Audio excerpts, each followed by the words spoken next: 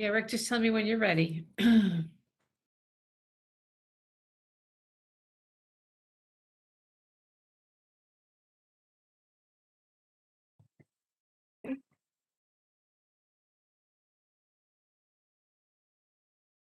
right, John, I think we're good to go. All right, very good. Well, good evening, ladies and gentlemen. This is a regularly scheduled meeting of the Montclair Planning Board. In accordance with the New Jersey Public Open Meeting Act, adequate notice of this meeting has been provided by posting a copy of the notice on the first floor of the municipal building and by sending a copy to the newspaper designated for the township for notices. Electronic notice of this meeting is also provided by posting a copy of the meeting notice along with the meeting access instructions on the township website and also on the main access door of the municipal building. This meeting is being broadcast live on Channel 34 and is streaming live and will be available on demand on YouTube. Excuse me. This meeting is a quasi-judicial proceeding, meaning that the board has powers and procedures resembling a court of law, and we are obligated to objectively determine facts and draw conclusions from them in order to provide a basis for official action. Any questions or comments must be limited to the issues that the board may legally consider in reaching a decision, and decorum appropriate for a judicial hearing must be maintained at all times. Members of the public are automatically placed on mute until such time as the meeting is open for public questions or comments. And at that time, the public will be unmuted and they may provide verbal comments, or if verbal is not available because of technological issues, then they can send an email or they can put their question into the chat or the question and answer functions on the web platform. The email, as a last resort, is to our secretary, Ms. Talley. That's jtalley@montclairnjusa.org. That's JTALLEY at montclairnjusa.org. Excuse me. First thing on our agenda this evening is our roll call, and I'm here.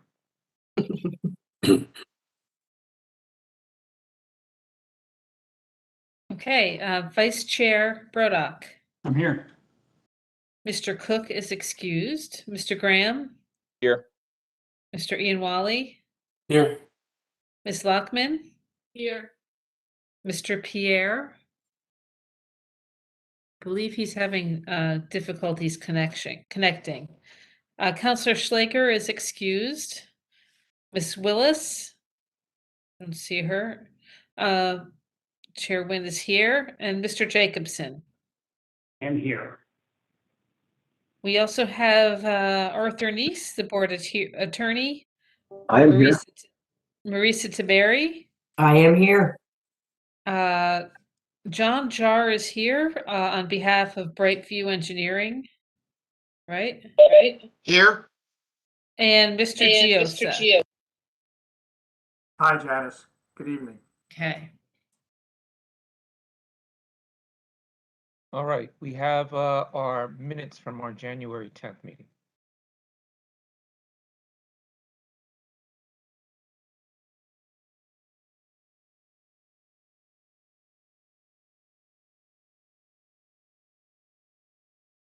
Janice, if you're talking, we can't hear you. I see your mouth moving. Yes. I believe we received some changes to the minutes from Ms. Lockman. On page 3, where the minutes reference the purposes of planning that were included in Mr. Anderson's testimony. He did not include the citation in his testimony. We could certainly add the citation, which is section 40:55D-D2, but he did not specify, he did not cite that in his testimony. My recommendation would be just to remove this from the minutes, since he didn't testify to the citation. Well, I guess I always look at it, if someone picks up these minutes, a year from now, they want to know exactly what was said. I agree he didn't say it, but we understood it to mean, I guess we understood it to mean the municipal land use law citation, but it's up to you, Janice. I don't care. I'm just pointing it out. All right. Are there any other changes to the minutes? Is there a motion to approve the minutes as amended? So moved. Second. All in favor? Aye. Opposed? Abstentions? Abstain. Okay. All right, that brings us to our application this evening. And we have two items on our agenda. One is a request from application 2757 AD Holding 10 Elm Street to carry the public hearing to another date. I heard from Mr. Trembulac, the applicant's attorney today, and he asked that this be carried to the February 7th meeting. Make sure that's the right date. Yes, the February 7th meeting, and that he would provide notice to the public with the new meeting date, although we have not yet received revised plans.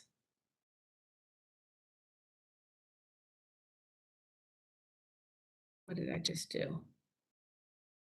Can you hear me? Yes. Okay.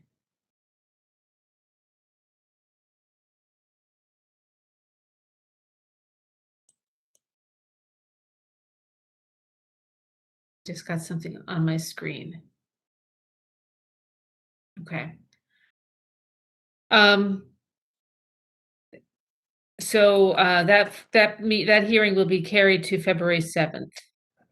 And That- just for that- clarification, Yeah. any members of the public, it is our understanding that there may be a revision to the plans.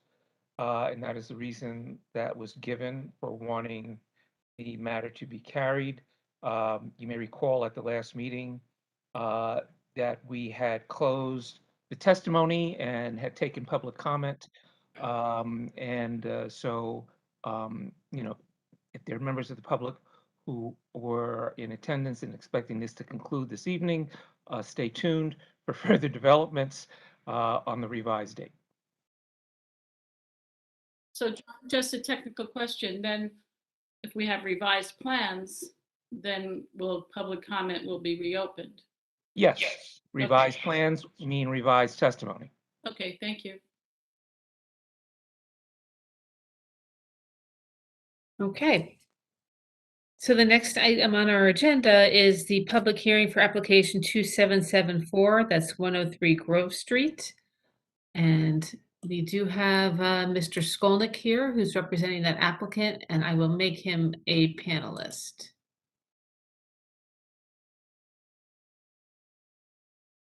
So Rick, you're a panelist now. You have to unmute your microphone so you can speak.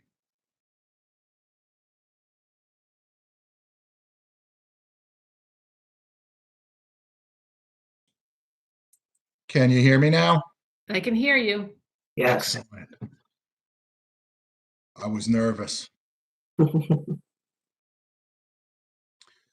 thank you. We have a few members of our team. Do we need to let them in? Yeah, let me know who you want me to make panelists as well. Okay, we'll get Mike Petry, our civil engineer. He's going to be our first witness. Nick Verderese from Dynamic. He's going to be our second witness on traffic. I have my client, Andrew Ehinger. We have James Dankovich, an architect. And our planner is Mr. Steck. I don't know if Mr. Steck is here yet unless he's calling in. He's on another hearing, so Okay. he's around somewhere. Okay. Mr. Skolnick, do you have, and does your team have access to video? Because I'm not seeing you. Janice said beforehand that she could see me. No, I couldn't. I could just hear you. I said, you have to turn your I can only hear you. You have to turn your video on. Okay. We're not entirely sure that we want to see you, but for purposes of the hearing, I think we should. I Let's strike that from the minutes, please. I would agree to that. I can see my picture. I'm on the camera. Okay, I'm sorry. Start video.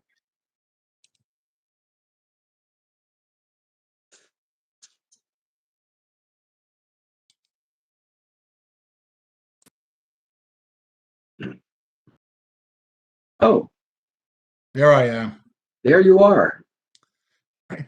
I take no responsibility for the background, though. Aspirational, Perhaps it will be soothing for the board. very aspirational.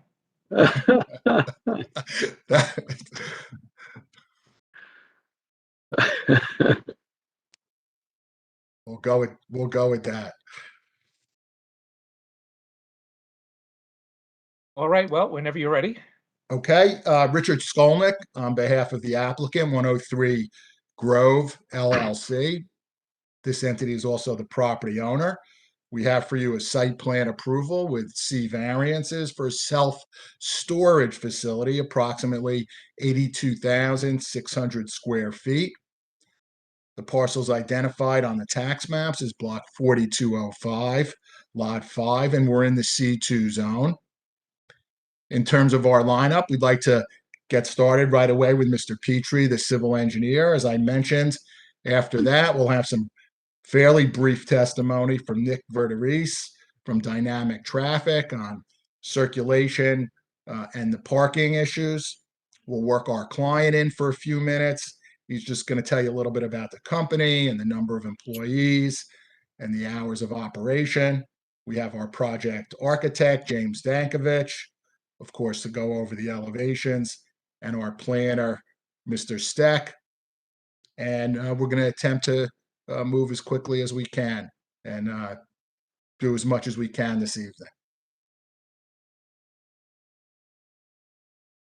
With that, Chairman, I'm prepared to call my first witness, Michael Petry, an expert in the field of civil engineering. All right. I don't see Mr. Petry.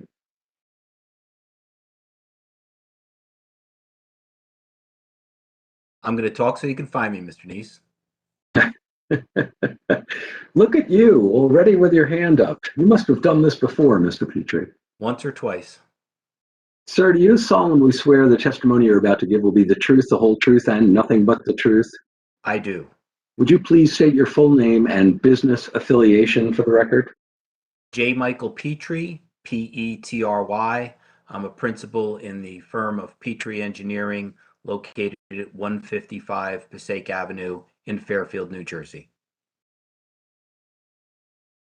Thank Okay, you. Chairman, I believe Mr. Petry has been qualified as an expert, but Mike, can you briefly provide your professional qualifications? You don't have to do that. We're familiar with Mr. Petry, and we will accept him as an expert. Okay, thank you. Thank you, Mr. Okay. Chair.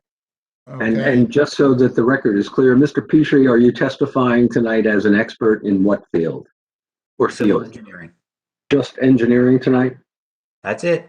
Okay, thank you, sir. Thank you. Okay, and Ms. Talley, you have our slide deck so that Mike can direct you to the appropriate slides. Nice. I like that one, Janice. I'll start with that. If you can call up page 12, that'd help me.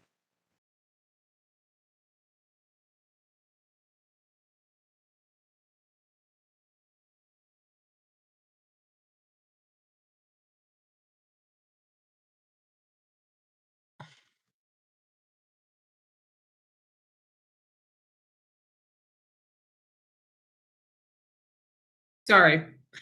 Is this what you want? The board and the presentation materials submitted on December 13th? Yes, please. Yes. Okay.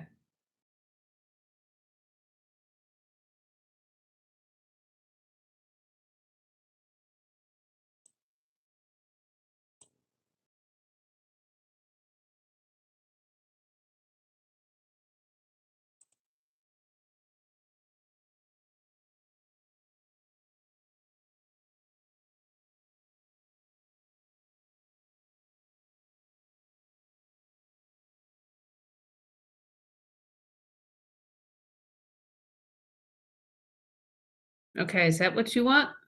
Yeah, if you can get me to sheet 12, which is the aerial photo, the aerial map, that would help.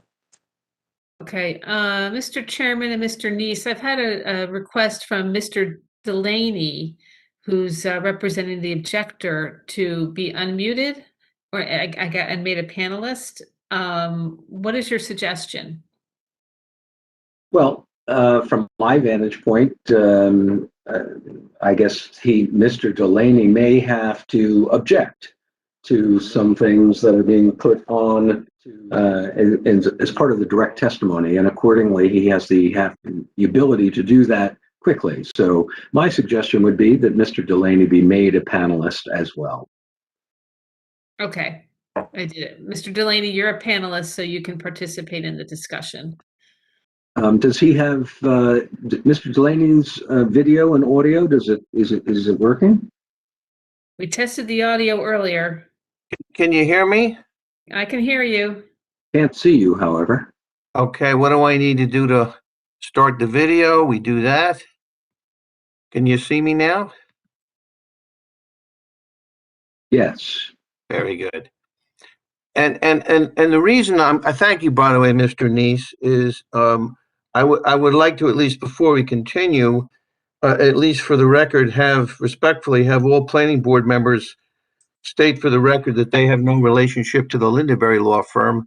You and I talked about that. I raised that because of the wonderful work that your law firm did in Morris County. So I just want to make sure we have no conflicts. That's number one. Number two, I assume, Mr. Neese, that you've reviewed the affidavit of service and publication, and the jurisdictionally we're okay on that.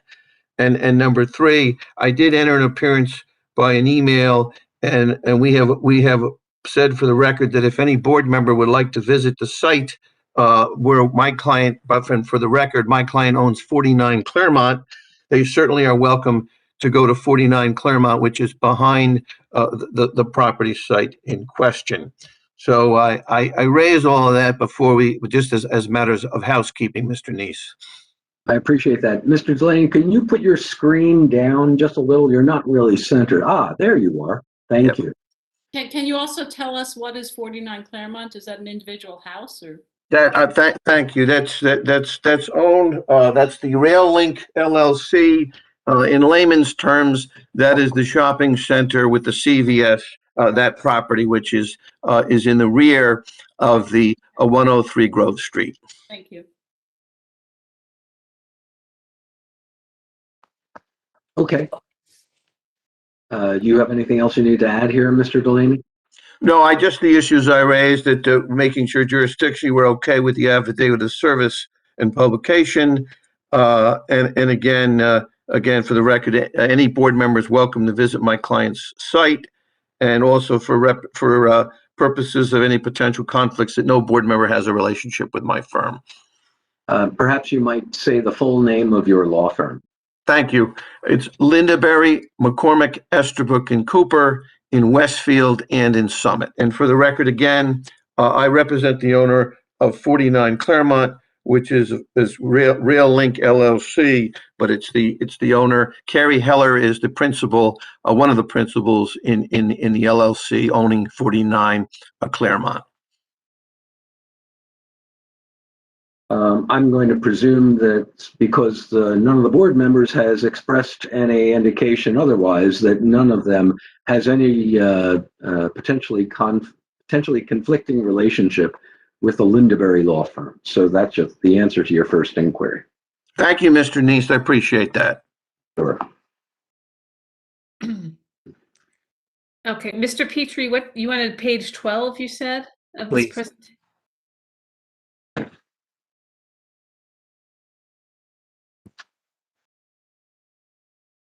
There you go. Should we mark this? You know what? Let's go through the exhibits. Oh. Can we just do the whole package all as one? Oh, there's a lot of. Janice, you and I are falling asleep at the switch.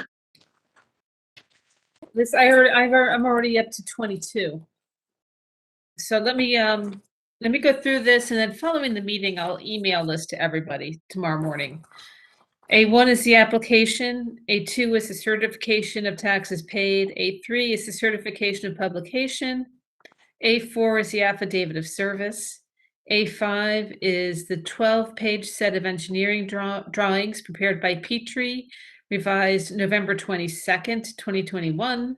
A6 is the 8-page set of architectural drawings prepared by BWD Architecture, revised November 19th, 2021. A7 is the stormwater management report prepared by Petry, revised November 22nd, 2021. A8 is the stormwater management maintenance manual prepared by Petry, dated November 22nd, 2021. A9 is the traffic report from Dynamic Traffic, revised November 18th, 2021. A10 is the letter from Veridian, dated January 31st, 2020. A11 is the report from Suburban Consulting Engineers, dated October 29th, 2021. A12 is the report from the Development Review Committee, dated November 5th, 2021. A13 is the fire officials report, dated November 10th, 2021. A14 is the traffic report from Brightview Engineering, dated November 12th, 2021. A15 is the parking report from Level G Associates, dated November 12th, 2021. A16 is the letter from Petry Engineering in response to those reports, dated November 22nd, 2021. A17 is the report from Brightview Engineering, dated December 1st, 2021. A18 is the planning report, dated December 6th, 2021. A19 is the stormwater report from Boswell Engineering, dated January 3rd, 2022. A20 is the engineering report from Boswell Engineering, dated December 22nd, 2021. And A21 is the Boswell retaining wall report, dated January 3rd, 2022. So this PowerPoint presentation, we should perhaps mark as A22.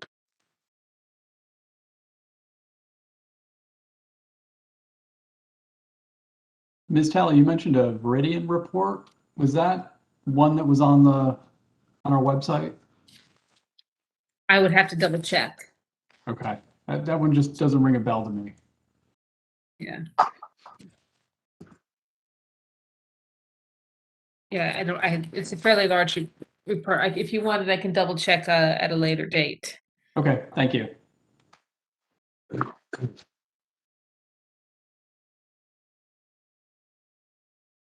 Okay.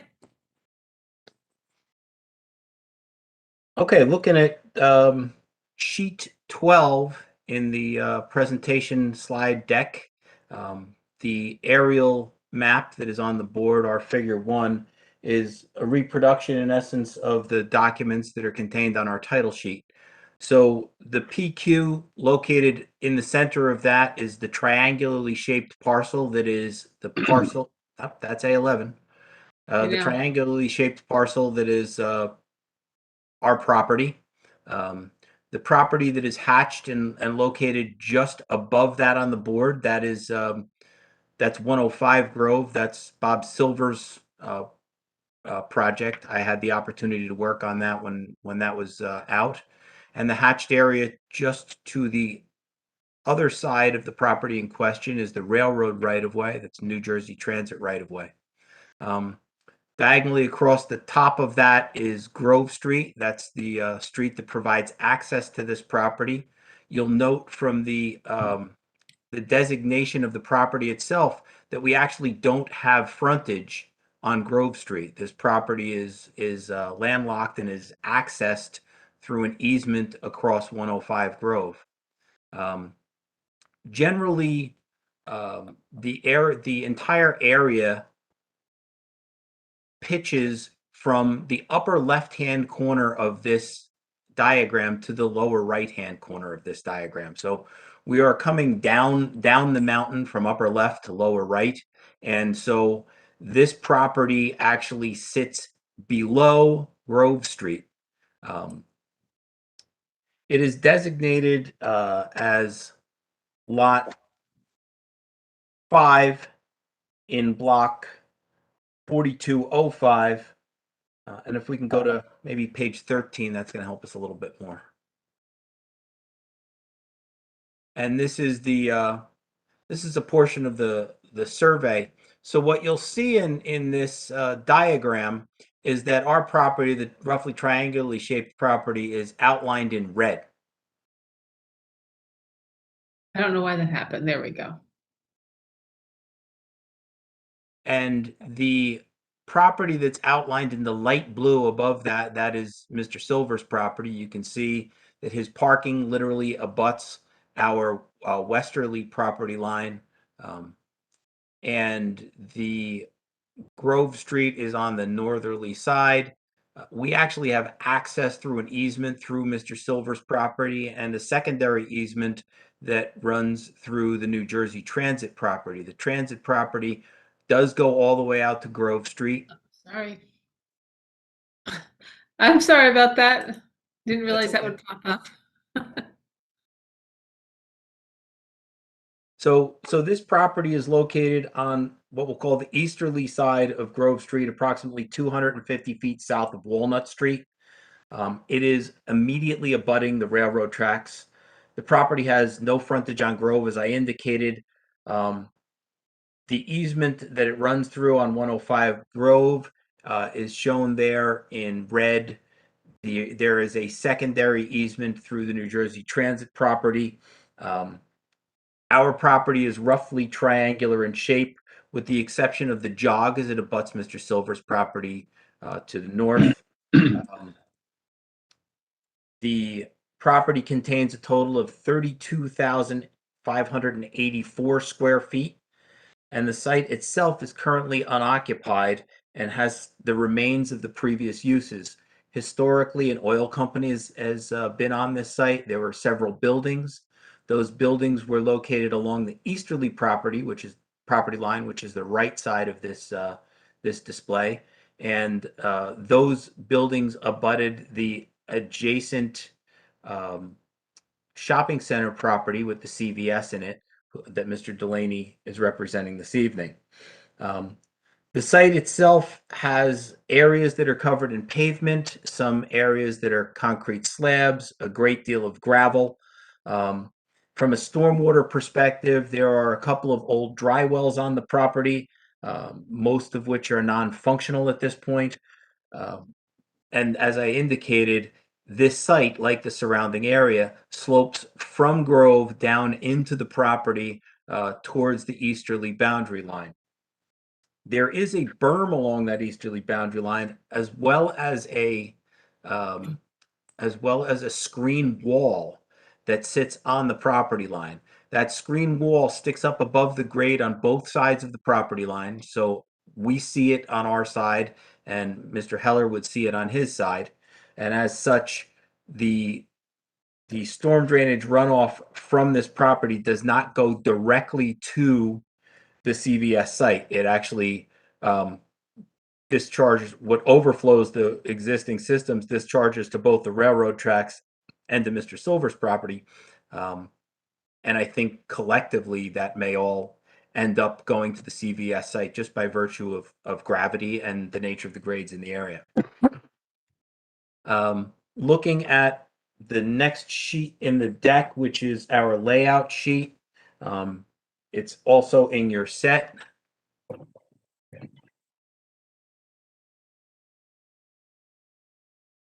To give the board an idea as to what we're doing here. Again, the same general orientation where Grove Street is to the left on this diagram and the CVS is to the right on this diagram. We're proposing a multi-story building at this location. It's a 3-story self-storage building and has a footprint of roughly 21,790 square feet. It has a total area of over 82,000 square feet. The front portion of the building has an overhang that allows for up to 4 parking spaces immediately abutting the building to be covered. And those are the 4 spaces where Janet's cursor is right now. Janice's cursor is right now. The building is proposed to have a rear yard setback abutting that CVS property line of 5 feet. The northerly side of the building has a minimum setback of 5 feet. However, the minimum is increased to 7.5 as it abuts the building on Mr. Silver's site, the 105 Grove Street building. So back there, there's actually a building on Mr. Silver's site. We stepped our building back from there so that we could get more light into the windows of his building on that side. The building is shown to be against the southerly property line where it abuts the railroad right-of-way. It should be noted that the applicant intends to probably build the building 9 inches off of that property line. Again, while the property doesn't have any frontage, it is set back from Grove Street by over 189 feet. So from a front setback perspective from the road, it's 189.2 feet from the sideline of Grove Street. The building is serviced by a parking lot that contains a total of 12 parking spaces. These spaces are labeled 1 and 2 in front of the building. Those are regular parking spaces. Spaces T1 and T2, the 2 closest to the railroad tracks, are parking spaces which are designated for 15-minute parking only. There are 2 10 by 30 loading spaces that are located literally right opposite the office. There are 2 employee parking spaces closest to Mr. Silver's property that are located beyond the limits of where the 2 loading spaces are, the 2 truck loading spaces. So the 2 employee spaces are labeled E1 and E2 on your plans, and they will be designated since they are tandem spaces for employees only. And finally, there are spaces 5 through 8 that are located immediately adjacent to that loading area. One of those spaces is a handicap accessible space that has the closest access to the front door.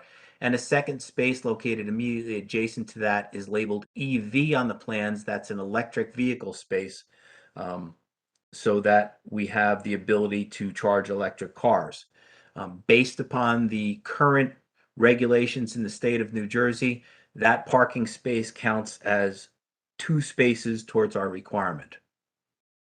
We have a drive aisle that is 24 feet wide that provides access to the easement on Mr. Silver's property.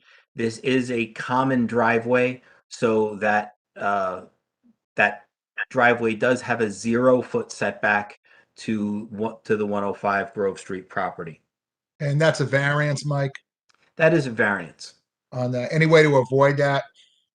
You can't avoid a variance to set back a common driveway because it's a common driveway. It has to be on both properties. Okay. If we move on to grading and drainage, which is the next sheet in the deck.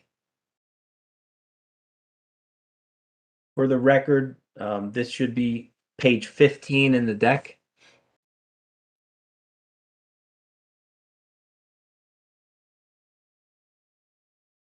There it is. There it is. We want to reduce that a little bit so that we can see more of it. Okay.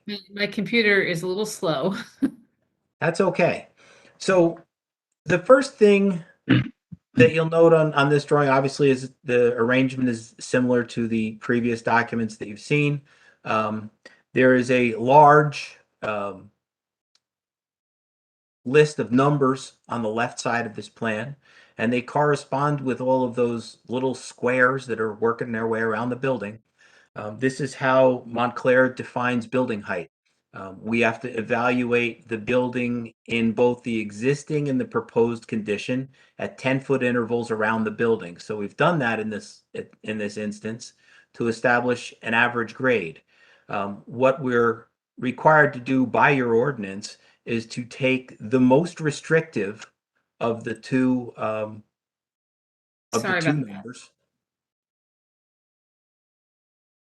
and though that would provide us with ultimately with the average grade in the most restrictive condition. I think we're still on, we just have to move one more sheet. Ms. Tally, if you could. There we go. Yep, No, that jumped 2. There we go. So based upon that calculation per your ordinance, the average grade around this building is 244.7, and that's the elevation from which we measure building height. And based upon that stipulation, we have a building height that is 38.3 feet. Now, interestingly enough, if one were to look at the grades at the property lines in those general locations, like our rear property line as it abuts the CVS parking lot, that property line is at elevation 244, so about 7/10 of a foot lower than the average grade.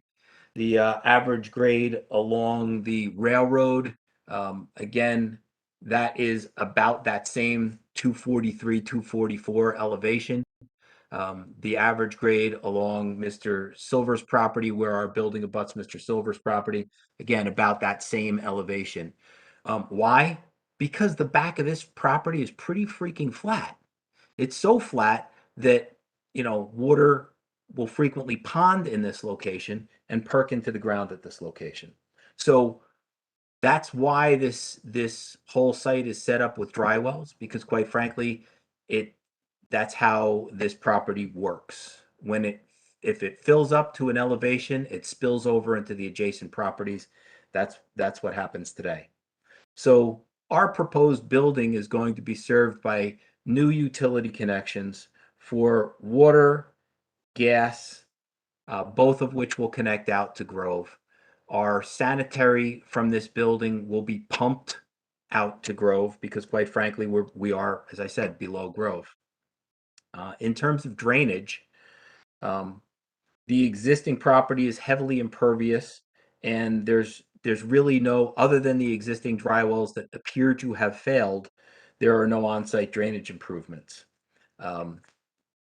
What we're proposing is a collection system that will take the roof leaders from this building and put them into a recharge system that's designed to accommodate the 100-year storm from this property.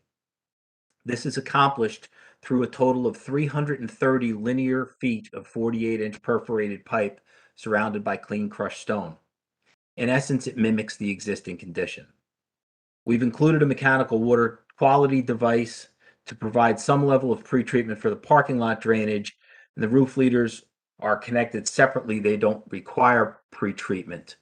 And I want to state that the review memos from, the initial review memo from your former board engineer, we thought we addressed.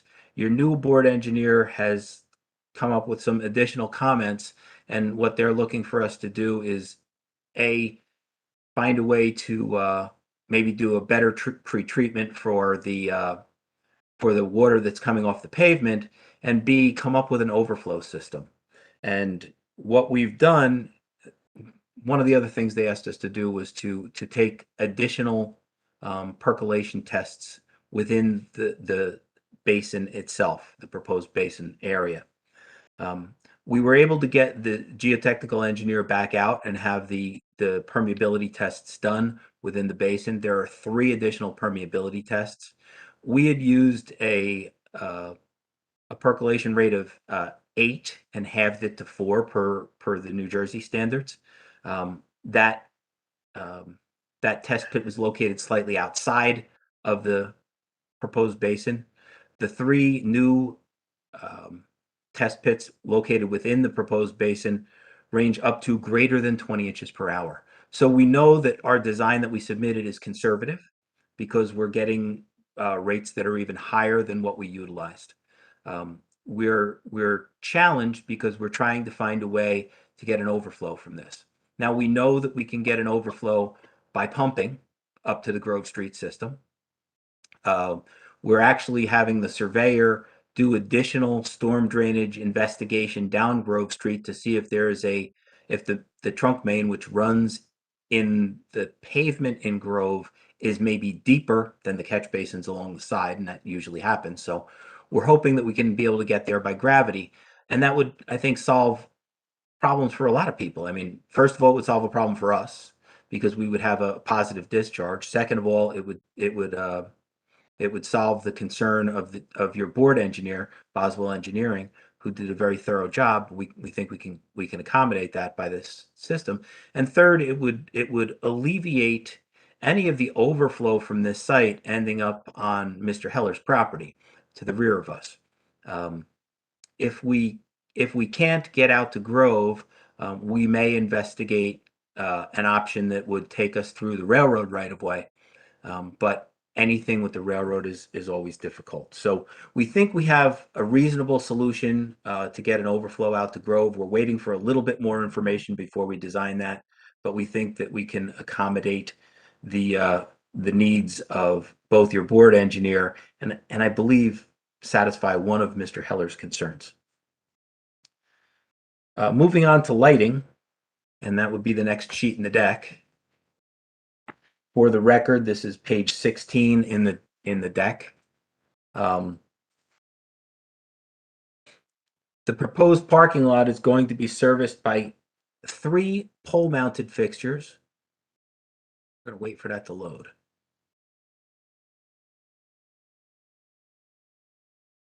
I went too far. Yeah, that's landscaping. Let me go back.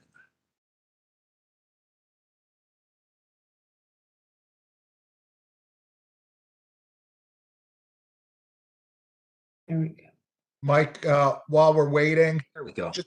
Mike, just to clarify, on the side yards, there's no requirement for a side yard setback in our zone, correct? That is correct. It's a 0-foot side yard. It is a 20-foot rear yard. We have a 30-foot requirement for front yard. Okay. So our front yard's about 150 feet more than the requirement. Our rear yard is 15 feet less, and our side yards are both fully conforming. Okay. Thank you. You're welcome. So we have a total of 3 pole-mounted fixtures that are lighting the parking lot. Those 2 of those 3 are literally abutting the railroad right of way, and the third is abutting Mr. Silver's parking lot.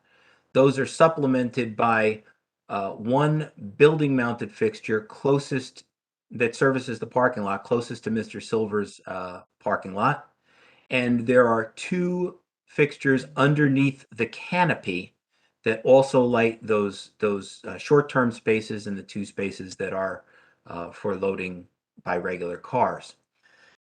Finally, there are 2 additional fixtures that are located on the north side of our building, literally between our building and Mr. Silver's building. And the purpose of those fixtures was to satisfy a request by Mr. Silver and his tenants at that location, which at that end of the building is Jack Finn, to have something wash the courtyard area between the 2 buildings with light, so that even in the evening there is more of a daylight look into those buildings, into that building.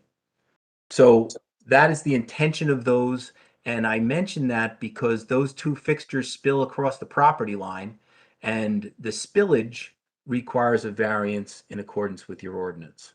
Okay, so we have a requirement that light intensity not exceed 0.3 foot candles along the property line.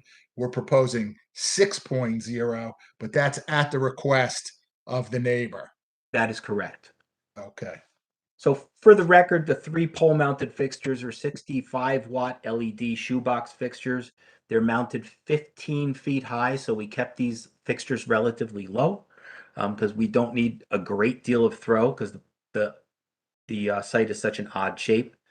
The 2 ceiling-mounted fixtures in the underside of the overhang are 18 feet. That is the elevation of the underside of that overhang. There are 36.3 watt LEDs. The last fixture that lights the two employee spaces is mounted 12 feet above the ground on the building, and that is a 38.1 watt LED. That is exactly the same fixture as is between our building and Mr. Silver's building. So those are both 12 feet. They're both 38.1 feet. And finally, landscaping, one last change. For the record, this is page 17 in the deck.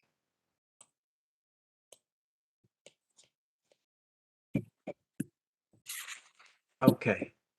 Our proposal includes perimeter boxwoods that would provide some level of separation between our property and Mr. Silver's property, as well as the our property and the railroad property to green up the front. We've included Leyland cypress trees along the railroad right-of-way as that as separation as you get into our site somewhat more. And we've done that because we need some level of visibility. Because we don't have frontage on the street, because we're in a regularly shaped lot, we have very limited visibility. And I think that the purpose of not extending the Leyland cypress out to the street is literally for that, to ensure that our building can be seen. And finally, we've incorporated a honey locust tree in the island that separates our parking lot from Mr. Silver's parking lot. And that is there to help define the limits of our parking, as well as to define the area where that shared driveway finally splits and separates the two properties' parking lots. Is that it, Mike? I think that gives the board a good overview of where we are and what we are like from an engineering perspective. Okay, let's talk about two quick things, if you don't mind.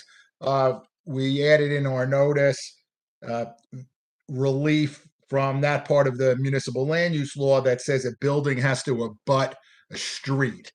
And we don't have technically direct access to a street, but we have other means. There's no other way to get out to Grove or any other street. Is that correct? That is correct. Okay, so we're taking advantage of the work with our neighbors and the easements, which functionally provides access to a street. Is that something you can opine on? Well, it functionally provides access to the street, and it has for decades. I mean, this site has been developed. The adjacent site was developed. Mr. Silver's property has less than 10 feet of frontage on Grove Street. There's a common driveway that goes across both Mr. Silver's property and the railroad right-of-way that goes out to Grove. It's been utilized for years. Drive down the street, you'll see there are a pair of bollards right by the gate for the signal that closes Grove Street when it opens and closes. And that's simply so that gate doesn't get hit by trucks and cars coming in and out of this driveway. And maybe we could go to the sheet number 11, which has the photo simulation to show that, the one before the aerial. Yeah, we can jump up to that. I think that's okay. Might have been it. Yeah. So, no, it'll be the next one that has. But hold on a second, Rick, because I think this is good.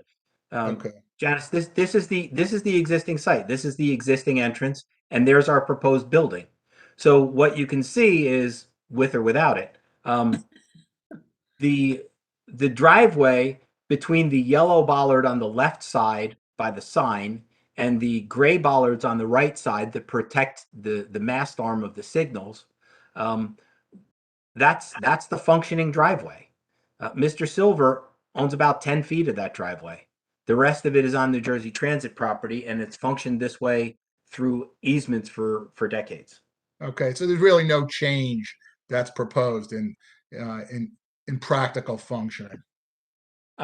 There isn't. No, it's going to function the way it's been functioning for as long as I've been alive. I don't know. Okay, and that's quite a long period of time there. Okay, so much, Mr. To conclude, we have relief from the maximum height of the retaining wall. Do you want to go to a slide and show where that is, and tell the board why that's necessary from an engineering standpoint? Certainly. So we're going to want to go to grading and drainage. Sorry about that. That is 15 in the deck.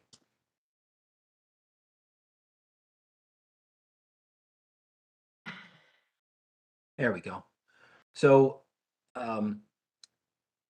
there are walls along both property lines as our property abuts. Oh.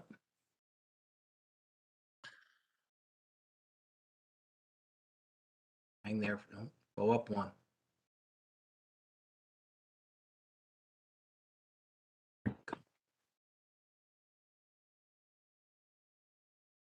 All right.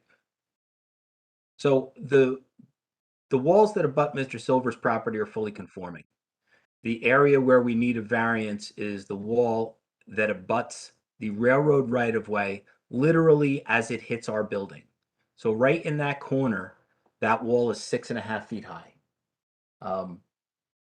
And there really isn't much we can do to avoid that. The rest of that wall, it goes from 6.5 feet high to 0 feet high, going from right to left.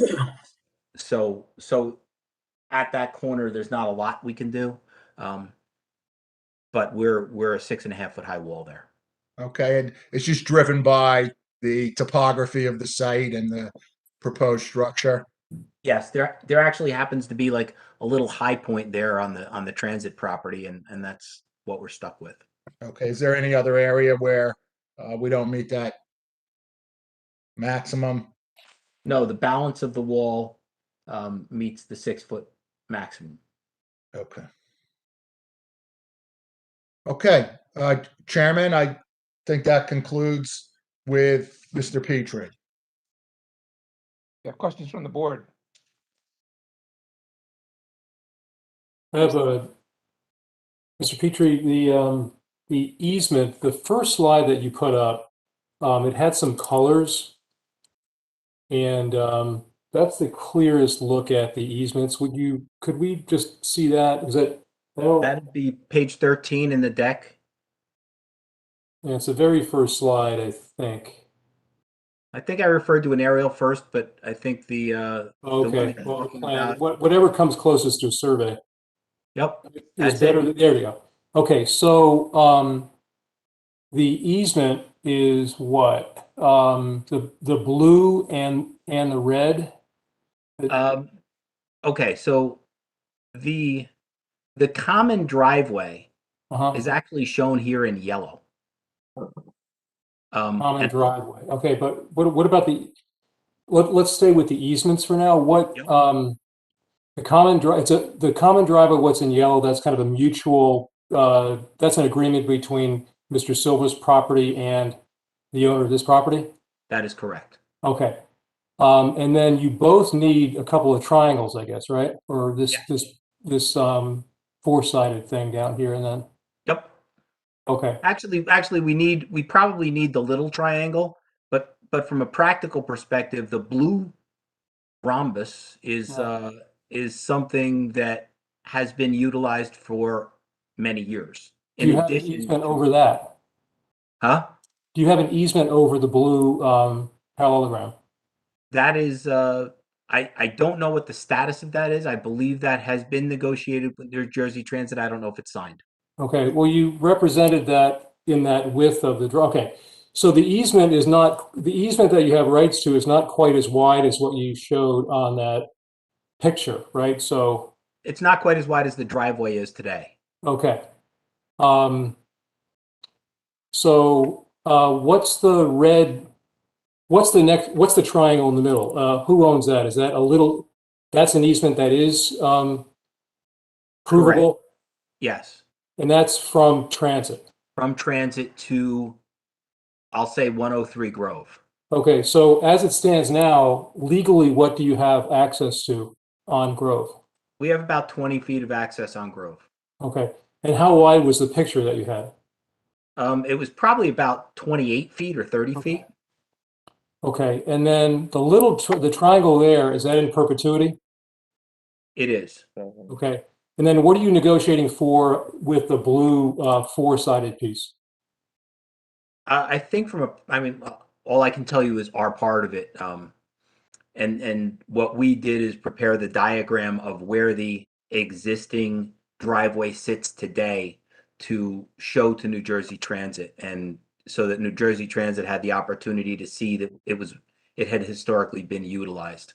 So We can have some more testimony from the client who's involved in the negotiations. Okay, I'm good, thanks. Well, doesn't New Jersey Transit also need that driveway to access their transformer? they sure do. So it makes sense for them to allow you to. There's no reason really why they shouldn't allow you to use it from a practical point of view, is there? There is no reason. It's just anytime you ask New Jersey Transit for anything, you're going to end up giving something back.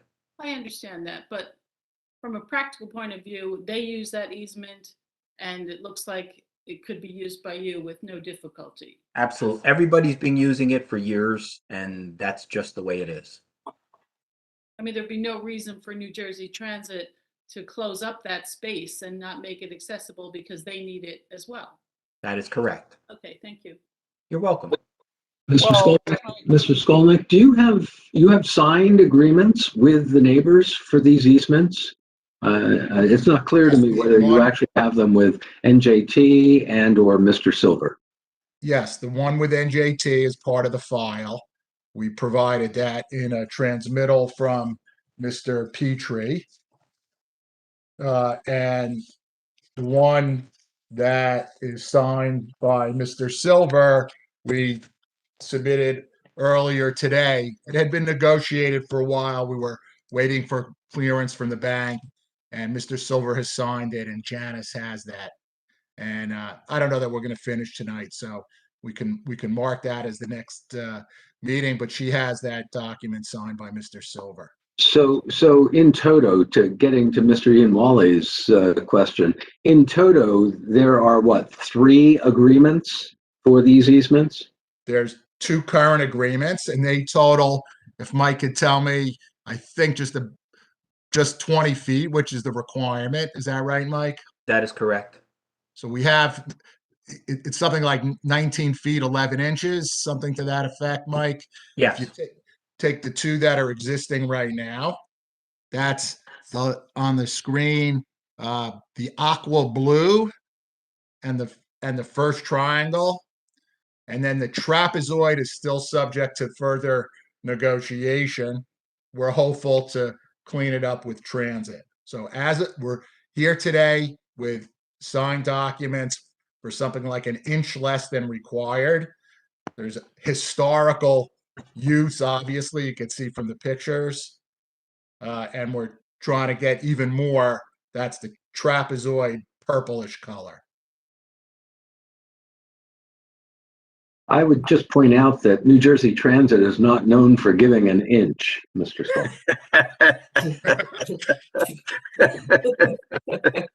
Mr. Neat, Pretty good, Arthur. my experience tells me that they'll give an inch, but they're going to take a mile.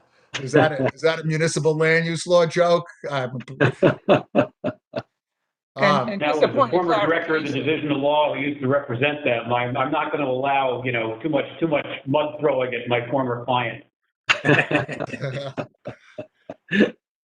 Just a point of clarification to what Carmel was talking about with the transformer. There's nothing that prevents New Jersey Transit from accessing the transformer from their property, where the No. tracks are, right?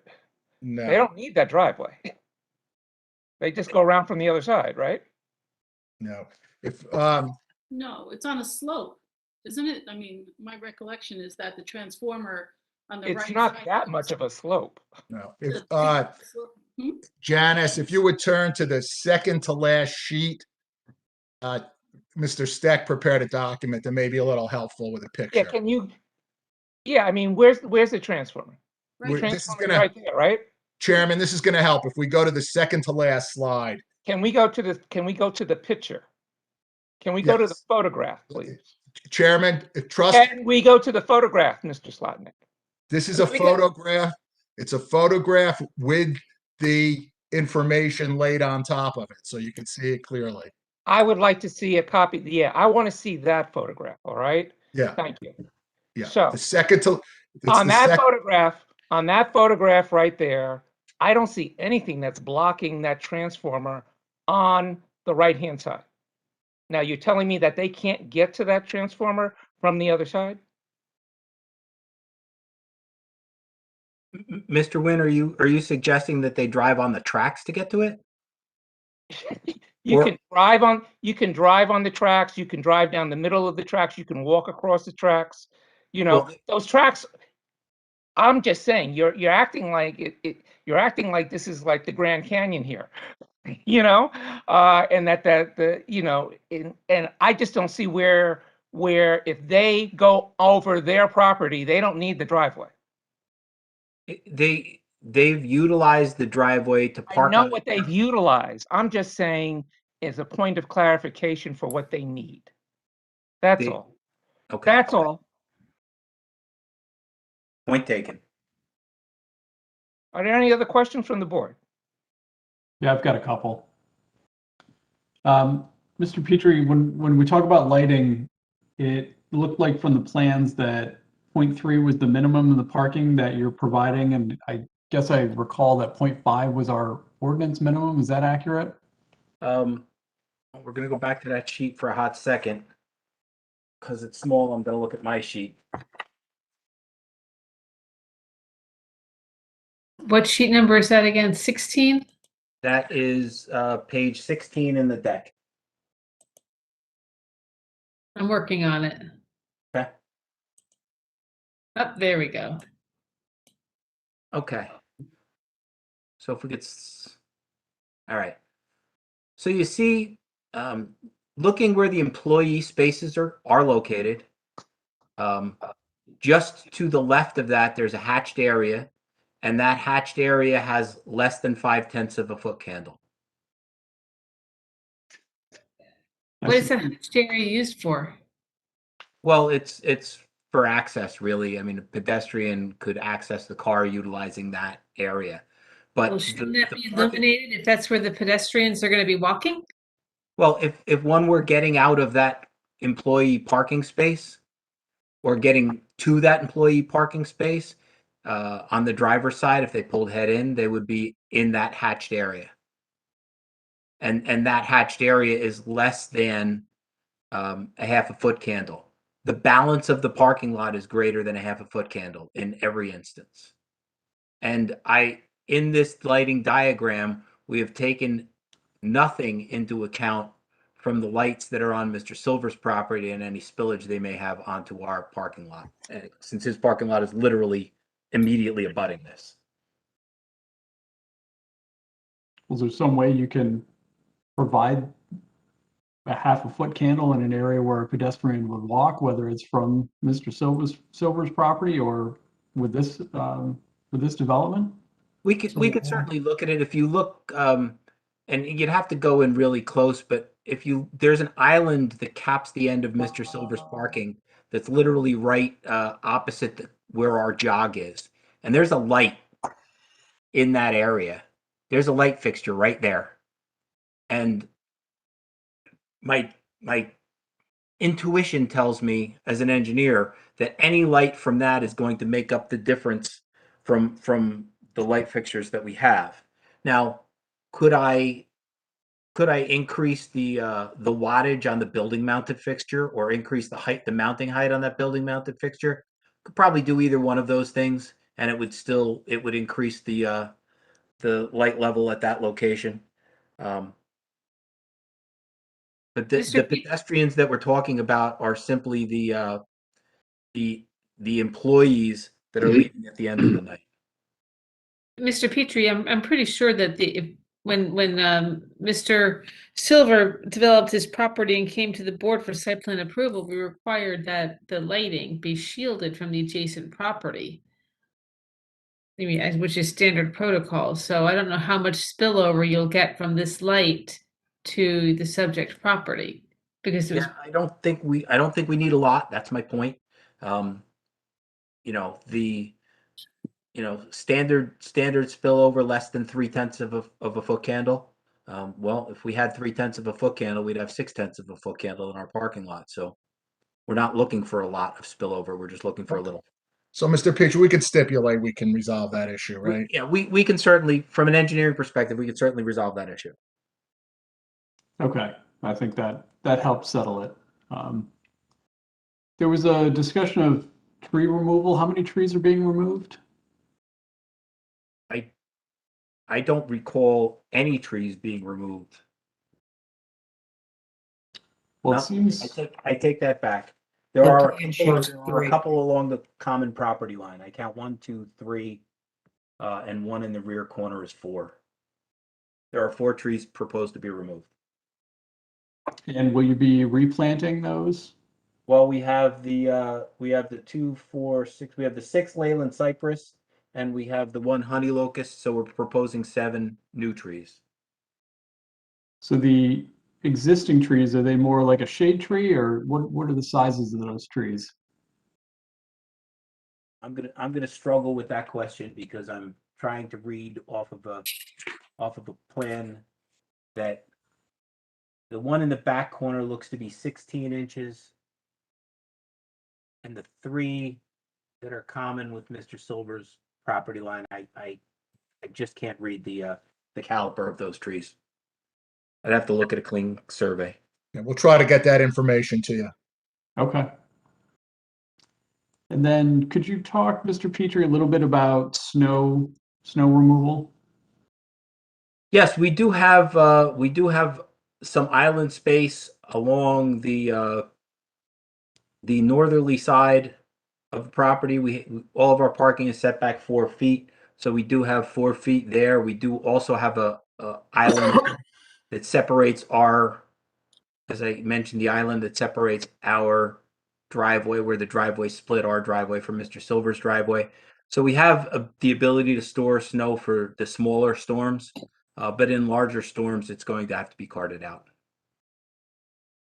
Okay, so that would be the plan then, store it if you can on site, in some of the landscaping areas, and if not, cart it off site. That is correct. Okay. I think those are all my questions, although I was going to see if our board engineer wanted to ask any questions. I did. May I? Please. We could stay on this slide. It kind of helps. The surface area of the building to the property lines where you have that varied setback along, I'll say this, adjacent to Mr. Silver's property, and then where you have the consistent 5-foot setback to the CVS property. What's the proposed surface type there? That would be a lawn or a ground cover. I like the second choice that you said. I'm not sure if a lawn would really survive too well in that area, and also just the maintenance and getting in there for, lawn mowing and etc. I would suggest consideration for some ground cover, unless someone needs to walk around there for some reason. Well, even if they had to walk around, if we had a ground cover, they could probably still accomplish that. So I agree with you. I think the plan calls for areas not noted as landscape to be seeded, but we can certainly provide a ground cover in those areas in lieu of that. Could I interrupt for just a second? What do you consider to be ground cover? What do you consider that to be? Well, it can be something as simple as crown vetch, which is somewhat viney-like. It can be, spreading juniper. It can be, which is not my favorite plant, but it's hardy, can survive just about anything. There's ivies that we could utilize there. There's a lot of different options. I think Mr. Neese may be looking for something more specific for a condition of approval, perhaps, so that he can be clear. Or is there a way for you to help him out with that, Mike? there are many types of ground cover. In the evergreen family, and or the grass family, there's Pachysandra, there's periwinkle, there's liriope. I mean, it's countless. There's a lot. There's a lot of different ground covers. And when we're saying ground cover, we're talking about something that's going to grow a maximum of about 6 inches, maybe 8 inches high if you have like a liriope. And you don't have to mow it, you don't have to fertilize it, you don't have to water it for the most part. It's pretty water, tolerant. So I think we can pick a good ground cover for that area. Okay. I agree. And I think it would be nice if you stuck with the theme of native plantings to find a native ground cover as well. Absolutely.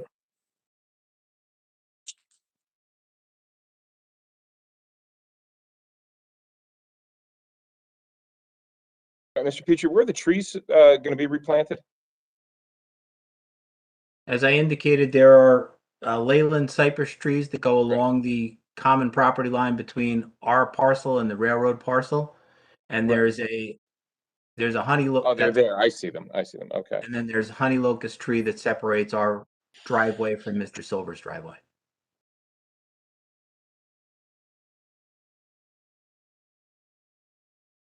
Question. Speaking once again about the rear wall that abuts the CVS. As I understood that, tell me again, what height is that? The wall of the building or the wall of the The wall that separates the two properties? The wall that separates the two properties, the CVS and this new building. From memory, it's about 3 feet high. It could be 4 feet high on our side. The grade from the parking lot grades up to it, and it's densely planted on the CVS side, so it's a little bit more difficult for me to estimate. But I'd guess it's about the same because the grade on both sides of the wall is about the same. It's both about 244. So from a, I guess, the security point of view, is there any intention to put a gate on the lower right-hand corner of the picture by the end of your property and the CVS property that would prohibit people from entering from the railroad tracks into that, that kind of isolated area? That's a good question. I didn't think of that. Yeah, I think that would make a lot of sense.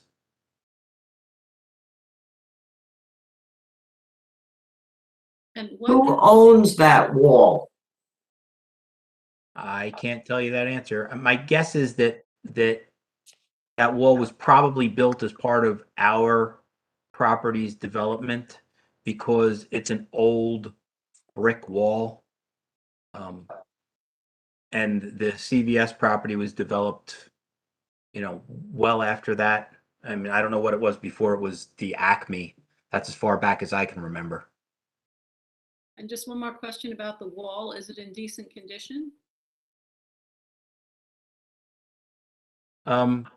It didn't look to be in bad condition to me. It looked to be fairly stable. There's a lot of growth on it on the CVS side. On our side, less so. Thank you. You're welcome. Other questions from the board? I have a question. Please proceed.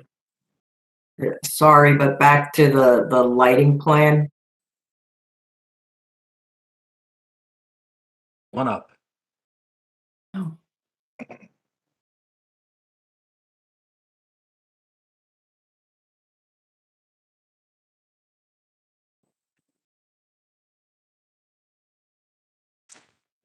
So you had indicated that you have the light spillage onto the Silver property through that, the building separation alley, for lack of a better term, which they have requested. What about the spillage at the entrance drive? That front, like northern light pole spills out into that driveway area.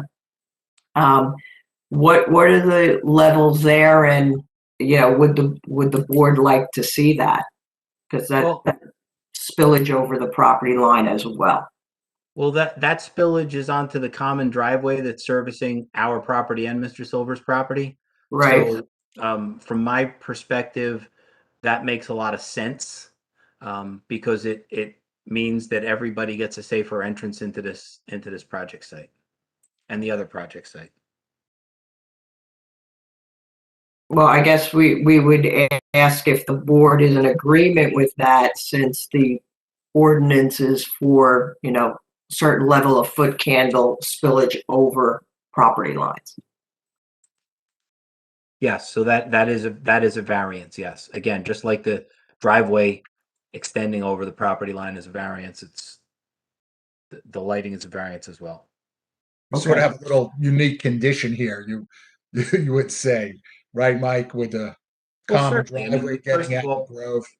First of all, we have a triangularly shaped property, and second of all, we're functioning in a shared driveway condition, and that shared driveway condition needs to be lit, and it's not well lit today. So effectively, it's part of our property, it's part of the other property, but it's a spot you'd like to get some reasonable lighting on. So Absolutely. you're recommending that it stay at least, I think. Yes.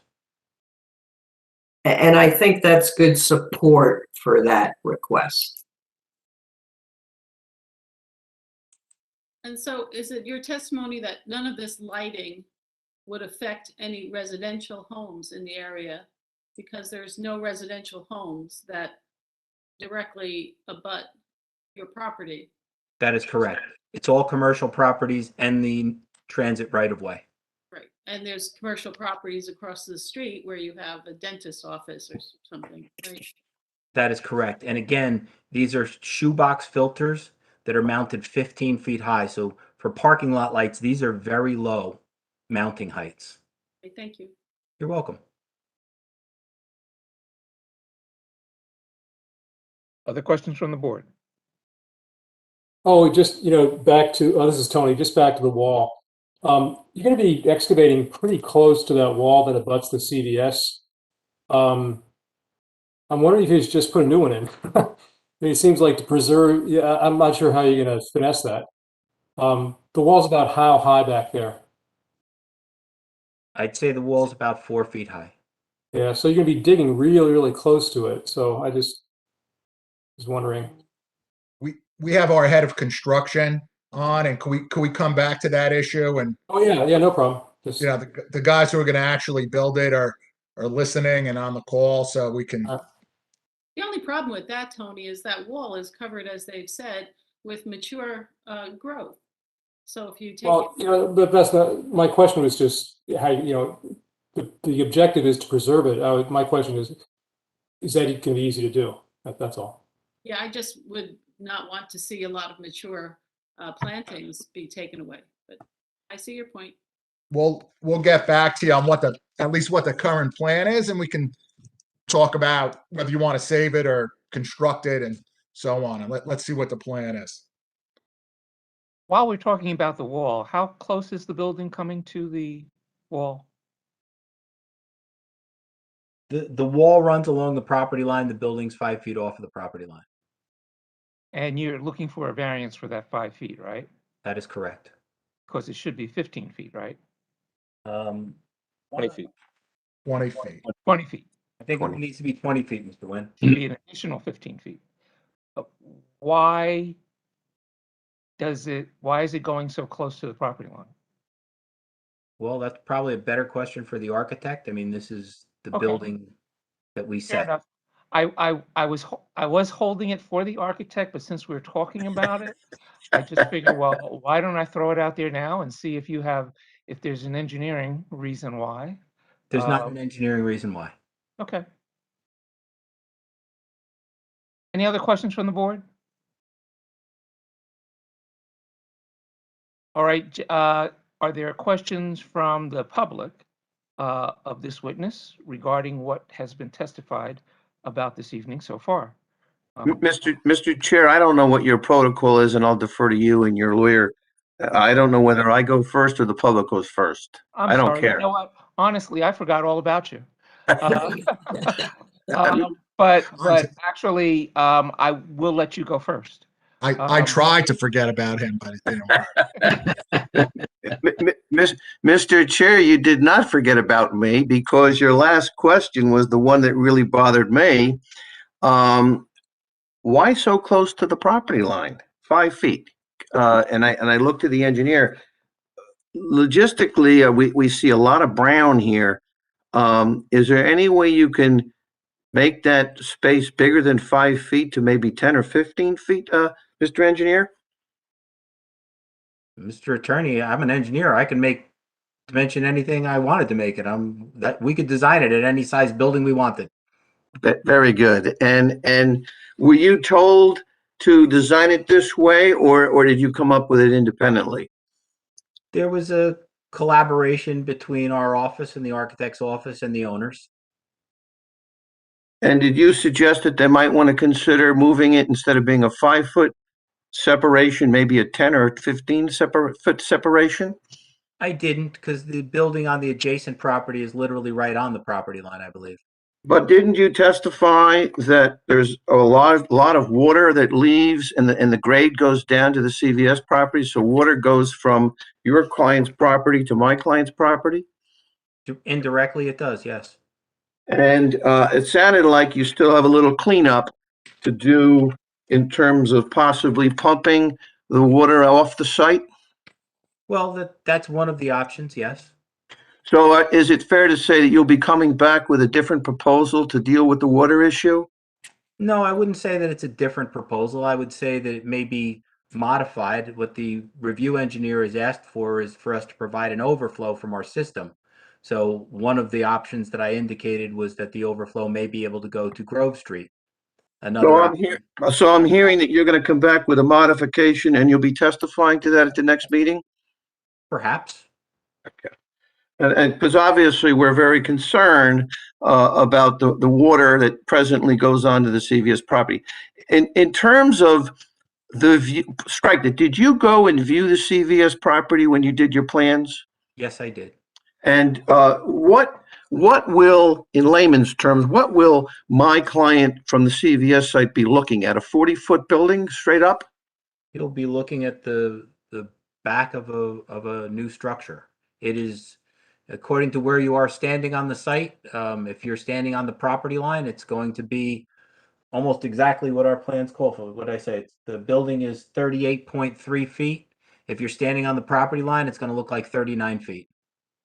And in terms of your sheet, I believe it was sheet 17, the landscaping, it didn't show any landscaping in the green area, the 5-foot setback between your brown building and our CVS property. There's no trees going to be in there.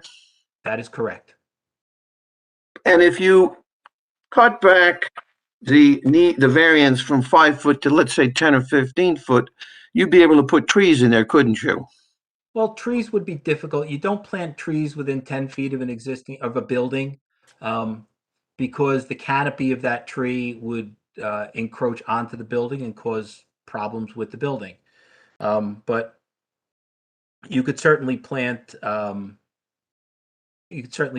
evergreen shrubs that would screen the building. Yes. And that would be a lot better. That would be a lot taller screening than Pachysandria. Isn't that correct? Well, yes, but I think if you were at the CVS site today, you'd see that exactly that exists on the CVS side of the wall.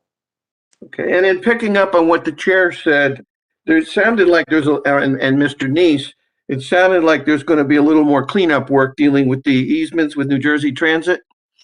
Well, we're looking to expand the easement to include the entire driveway as it exists today. Our current driveway, the current easements that we have would be adequate to service the property, but we feel that it would be better served if we had the entire driveway width. And that's what we're seeking. Right now, that presently, that's an open issue. Is that correct? That's a legal issue. Chairman, I object. You're asking the engineer a legal issue, but we have the rights today. allegedly. Well, we will figure that out one way or the other by the end of this hearing, I'm sure. So, because we will want to make sure that we have a very clear understanding about what rights have been granted and what rights have not been granted, before we take any action. Anything else, Counselor? Let me just look quickly. I didn't hear any discussion about a rooftop plan. Is there any kind of rooftop plan? That's a question for the architect. Fine. I just want to make sure we're covering it. And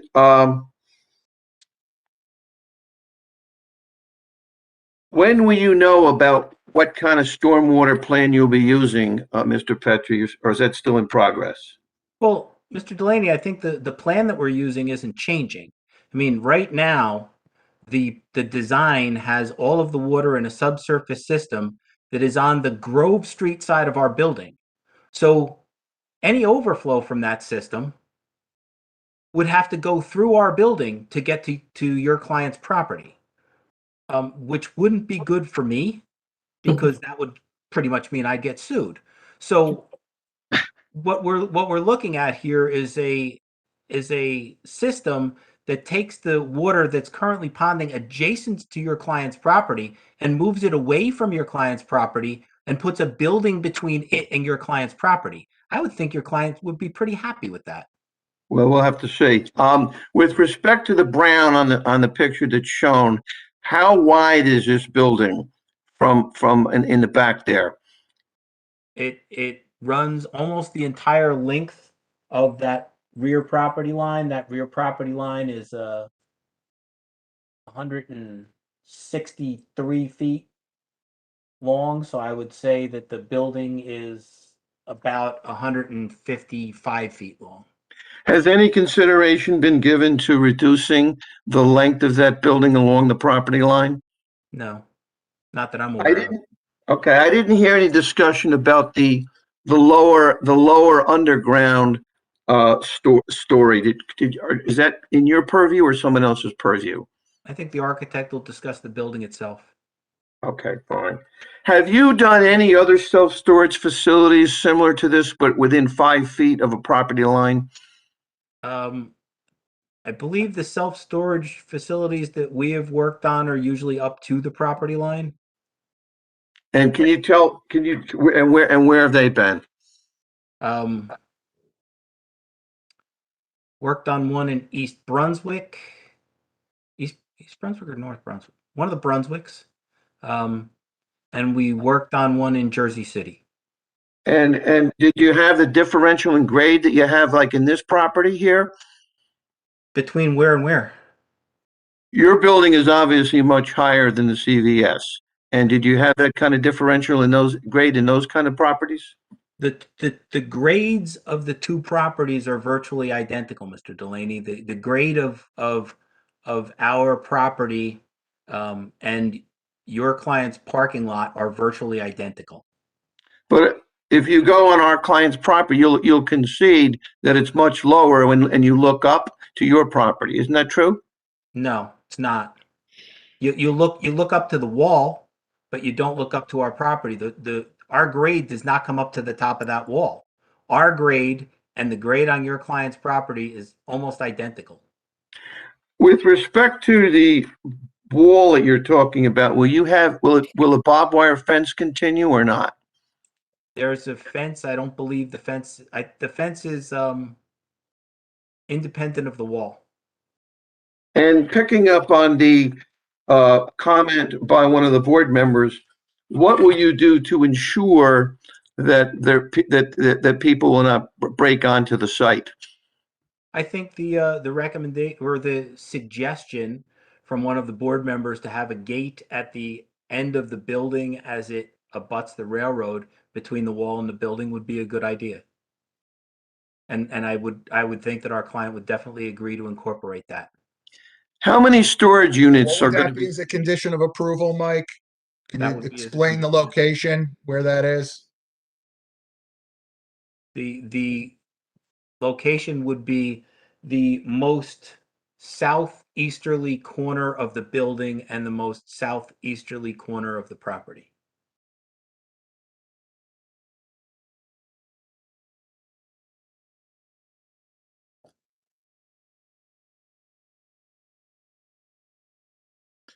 Sorry for interrupting, Mr. Delaney, but No, no problem. I just want to make, I wanted to make, I let's wanted, get it down clearly what could help out your client.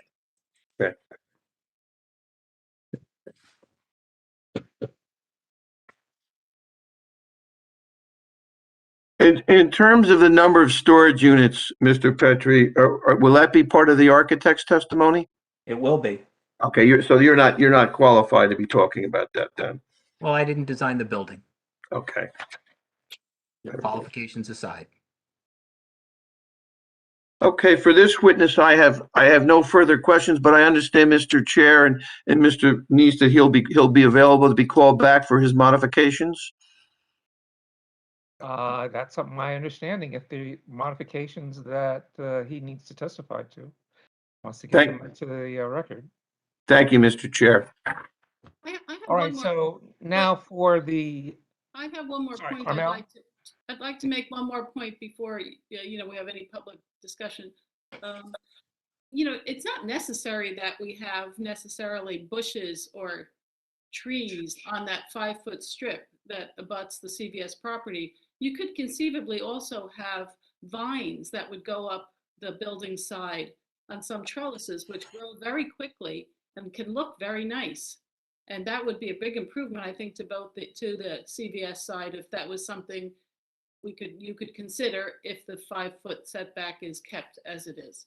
Yeah, I would also add to that if we didn't permit the variance and we required the 20-foot setback, there would be sufficient room for trees. I believe Mr. Petry indicated that 10 feet is required away from a building, and that would be sufficient.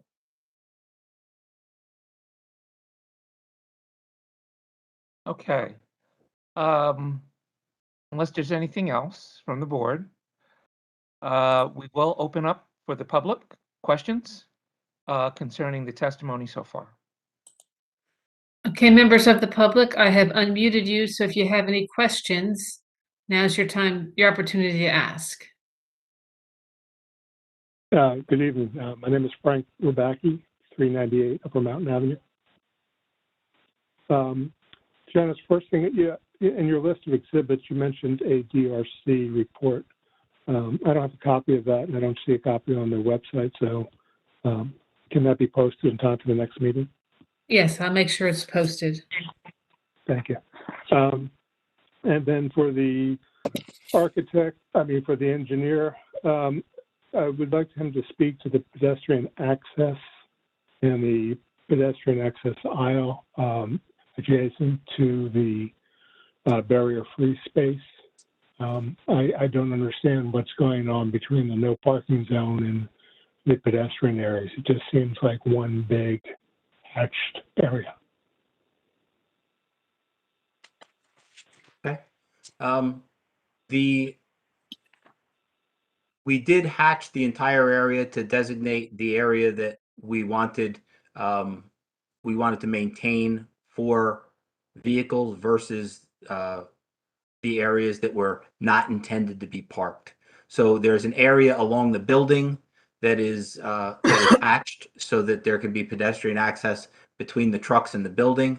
There's an area, the standard loading area is adjacent to the handicap parking space, and there is a direct hatched walkway from there right to the entrance of the building, and that's what we're required to do per ADA. Well, that's what I'm confused, because you're indicating to a motorist that this is a no parking area, but there's no indication that it's actually a pedestrian area for somebody with a disability. Well, is that your understanding of the law, that you don't have to show a distinction between a no parking zone, a fire zone, and a pedestrian area? Well, we're actually not required to stripe pedestrian access, but in this instance, I chose to because I wanted to ensure that the truck loading spaces did not interfere with that. So the ability for a handicapped person to get from the handicap space to the front door is through a hatched area. That hatched area can be hatched blue, which is the standard hatching for ADA access, rather than white or yellow.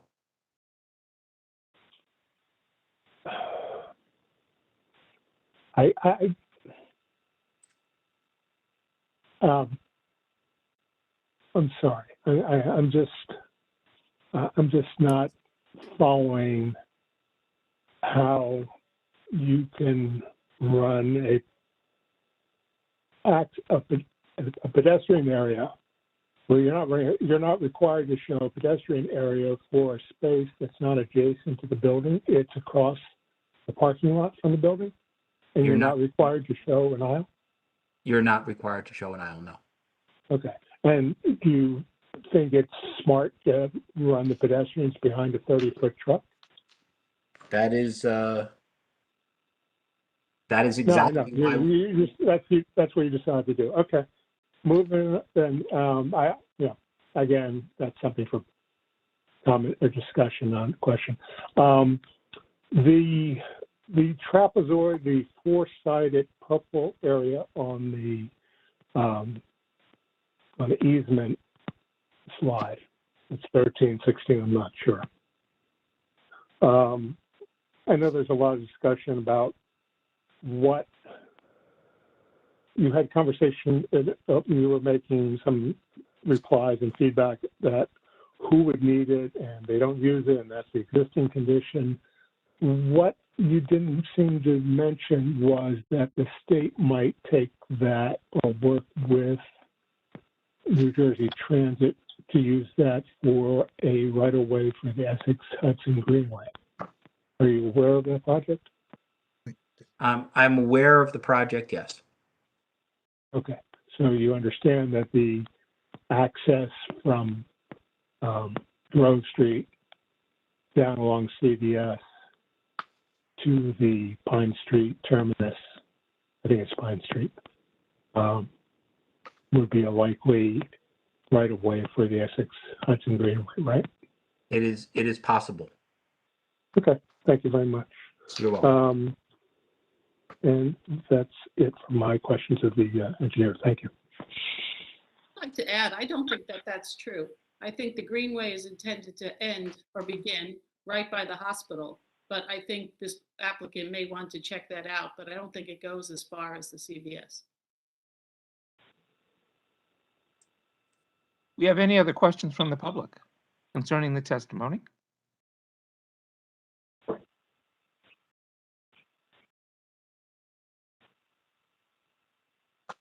I don't hear any comments. All right. Then it's 9:16. I propose we take 5 minutes, take a break, and we'll come back with your next witness. Thank you, Chairman. It's going to be our traffic, parking, Nick Verderese. We can't wait. All right. See you in 5.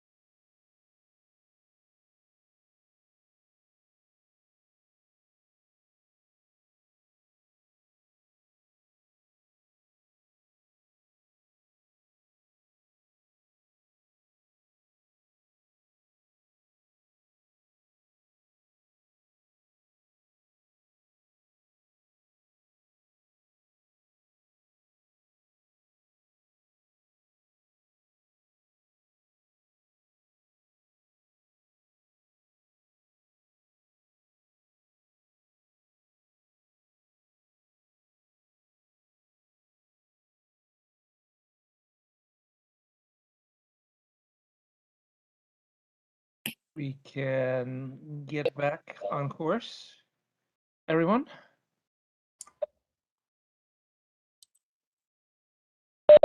And all right, great. All right, Counselor, next witness.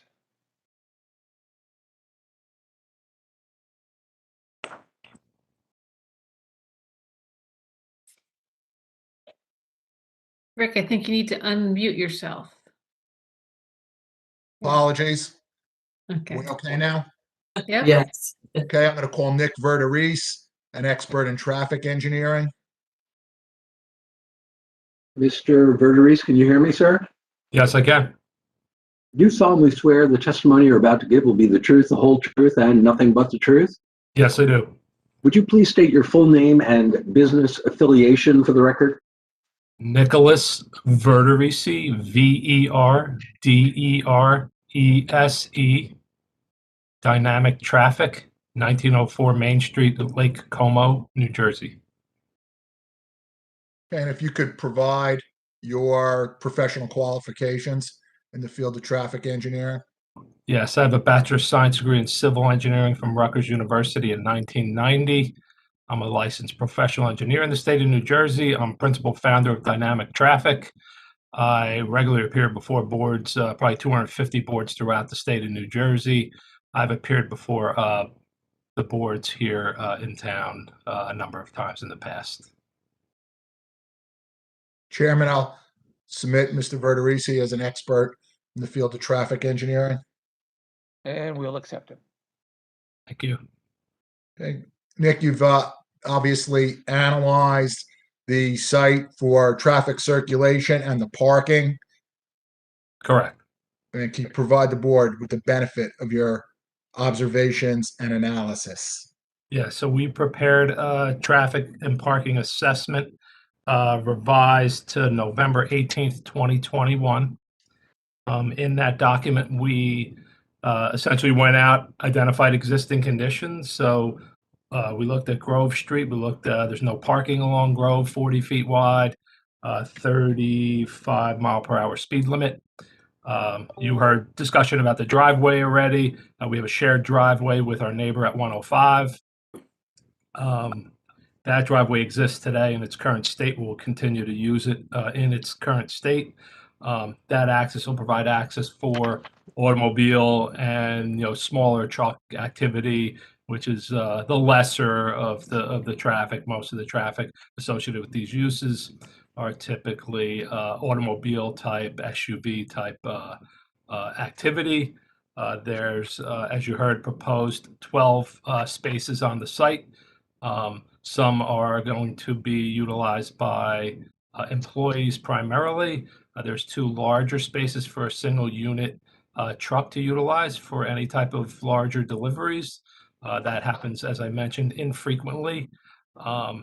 We've worked on a number of self-storage facilities over the last few years. They're very popular land use today.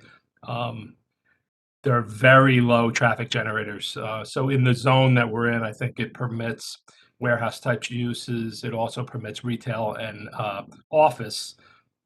Retail and office are much higher traffic generators than this. This is pretty much as low a traffic generator as you can get per square foot. So what we showed in our study, in the morning peak hour, you're looking at maybe 4 to 5 visits in the morning peak hour. In the afternoon peak hour, about 6, a half a dozen visits in that hour. So 1 every 20 minutes or so, or 1 every 10 minutes or so. Then on Saturday, weekend is typically the highest. We'll look at upwards of maybe 11, 10, 11, a dozen trips onto the property. We have... That's per hour. That's in a whole hour. So yeah, so in that highest hour on Saturday, if 11 people came on, let's use 12 because it divides into 60 a little better. So if there were 12, so every 5 minutes, you'd have 1 every 5 minutes coming onto the property. So you're going to see very little activity happening. Typically for this type of use, it's a relatively short turnover, about a 15-minute average per person coming onto the property. We have 12 spaces at a 15-minute average. You could turn the spaces over 40 times. So we're very confident in the number of parking spaces here. We have data that some other traffic engineers have collected. Our client has collected. Institute of Transportation Engineers has collected. All of that data ranges anywhere from 5 to 10 as being a peak demand for this type of facility with this number of units or this square footage. So again, we're confident in this number of parking spaces. It doesn't behoove the applicant. Just clarify, when you say 5 to 10, that's per hour for the entire 5 facility. to 10 would be the highest time period. So the highest time period, say on a Saturday, you would anticipate 5 to 10 cars, possibly at the highest period, being parked on the property. We have 12 spaces here, so we're confident in the number of spaces can accommodate the activity on the site. Pretty much every self-storage we do nowadays has right around this number of parking spaces on it. So we're not over parking them. There may be some that have more, but if you go visit them, you'll see that there's a lot of empty parking spaces. I have personal experience having just rented one about a month ago. So I've now seen it about 4 times since I just got in there.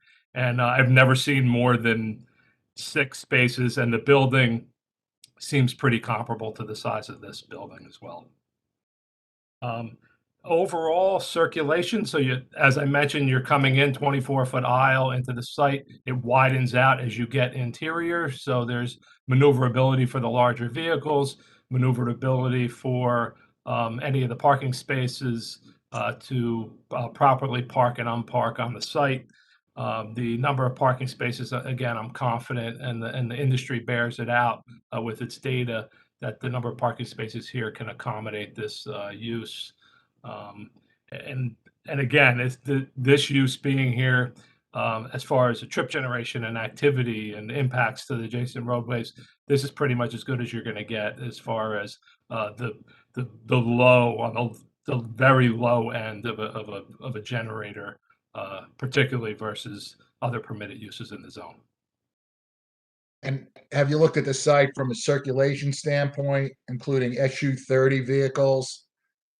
We did. We have something in our report that shows the vehicles utilizing those spaces, making basically a K-turn to exit the site and then continue out. So vehicles will not need to back out of the site in any instance.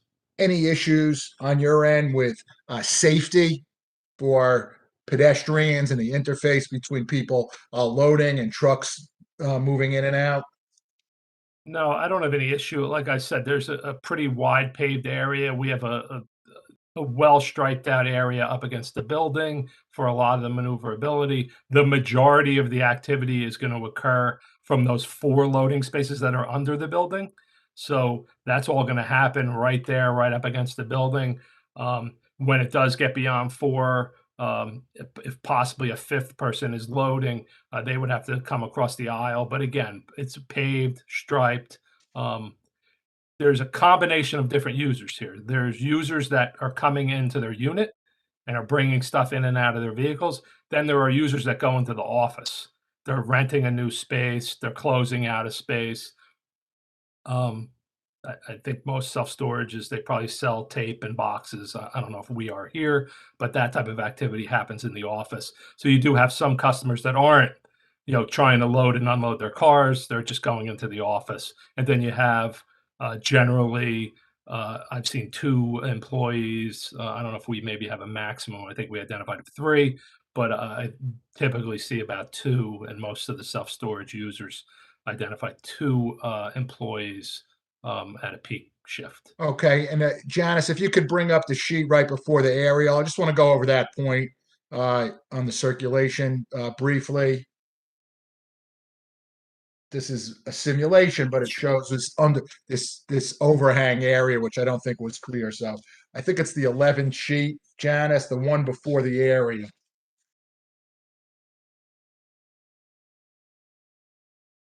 If you go, Is that it? that's it. If you could, you slide it to got chopped off. There we go. Okay, this is a simulation. Our architect will be talking about it. So you mentioned that sort of the overhang area, Nick, if you could talk about it on this sheet, number 11 and Yes. 20. Yeah, you can see, so on this exhibit, where the Cube Smart sign is, that wall there is projected out from what I'll say, the redder brick wall that's below, that has the doors. So that car that you see parked is actually undercover. So they're, if it's raining, they're not getting rained on in that. Okay, and there's 4 spots there, and you think, on most times, that's gonna handle all the cars that are there at any one given time. Absolutely, yes. You talked about an average visit of about 15 minutes in the industry, something like that. Is that an accepted figure, would you say? Yes, it is. Okay, in the review letters, there was some discussion about directional signage. Do you feel like that's something that could be worked out with the staff on the precise signage? Yeah, we could, I mean, there's something shown there now, I think over the door that might say loading, if I can see it. My eyes maybe aren't that good. But we can definitely work on some, either we could, do something on the pavement or do something on the wall there that identifies it as a, 15-minute, short-term parking in that location. We don't want someone that maybe goes into the office or spends a while, or they know they're going to be there a while, to be sitting there taking up the primo spaces where we want people to use that are coming in and out. So yeah, we can definitely work on some 15-minute parking on those 4 spaces. Okay, and there was some discussion in the review letters about bollards where needed. Is that also something that can be Yeah, added? As a likely be detail? at the head of those 4 spaces to to continue to allow free movement of pedestrians in front. We don't want the person to, miss the parking space and park up against the building. And we don't want wheel stops. Those generally are a hazard, tripping hazard, especially when people are moving large objects and carrying them, maybe not having the best visibility. So we'd like to do the bollards, probably at the head of those 4 spaces. And if we needed anything along the spaces by the office building, again, to keep a clear pedestrian path along the side of the building. Okay, and I think there was some mention in the review letters about firefighting. How do you think that would be handled here with the trucks? Yeah, they'd pull head into here when they finish their activity, hopefully never have to come, but if they, finish the activity, they pull head in and then back out of the site. Okay. Chairman, I think that really concludes our testimony. Any other comments, Mr. Verderese? Oh, that's it. Thanks. Questions from the board? I have a question. Looking at that picture that you have up, is the white car, and the one behind it, are those legally parked there, or is it intended that that space would be open? Now, those are legally parked. If you looked on the site plan, within that drive aisle are striped parking stalls. You can't see the striping there, but there are parallel striped stalls on that side. Yeah, I don't see any stripes, but I believe you. Yeah, it shows on the site plan, so probably got worn over time. I'm not sure there's a parallel spot there. But those are legitimately parked there. Yeah, yes, there are parallel parking spaces there. Yeah. Okay. Yeah, the site plan shows three of them. Okay. And who is that for? Oh. That's Mr. Silver. Oh, that's. Got it. Okay, Yeah. thank you.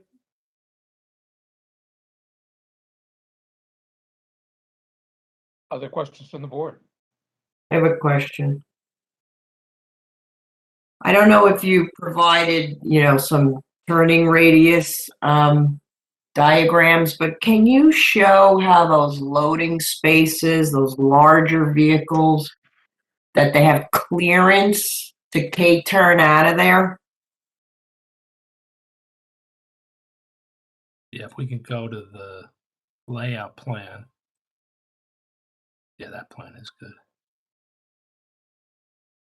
So we've actually identified, so the space at the bottom, so I'll call it the south side, I think it's labeled T2.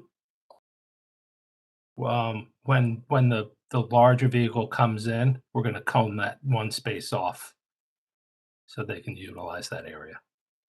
Okay. They could probably Then- also make a multi-point K-turn, but we wanted to show a single sweep.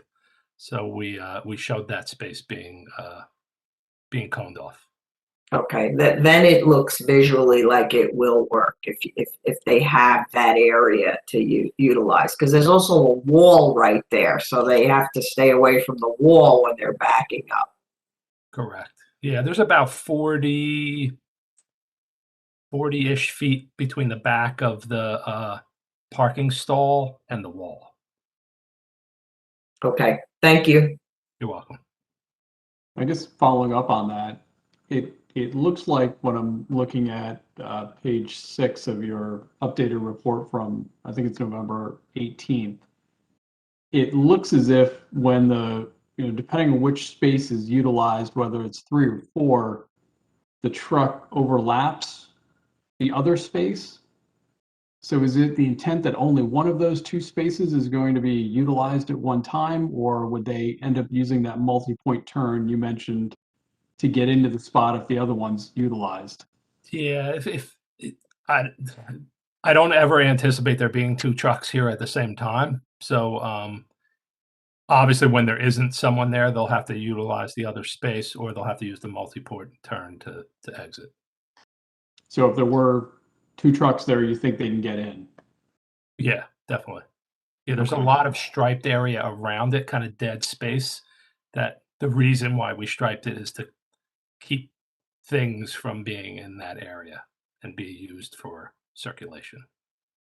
And then if there was some instance where these negotiations don't work out with New Jersey Transit and for some reason they take back that easement, is a 19-foot, 11-inch driveway into Grove, is that sufficient? Yeah, it is. The roadway's 40 feet wide and there's no parking permitted. So there's nothing keeping the vehicles from making wider turns if they had to turn in. So I'm confident that the single unit vehicle can turn onto the property and turn out. And you said that includes the larger vehicle? Yes, absolutely. Okay, thanks. You're welcome. I have another question. I think we discussed at the DRC meeting that things like a larger vehicle, it would be scheduled. They could schedule the use of the spot before someone randomly comes on site. Is that correct? They can do that as well. Usually the only time the larger vehicle comes is at the beginning. So when you first rent, and then when you're, getting all of your stuff. So people don't typically, use single unit 30s just to move portions of their stuff in and out. But it also would be almost a requirement to be scheduled. It could be. It could be. I don't think it's absolutely necessary, but it's a good suggestion, yes.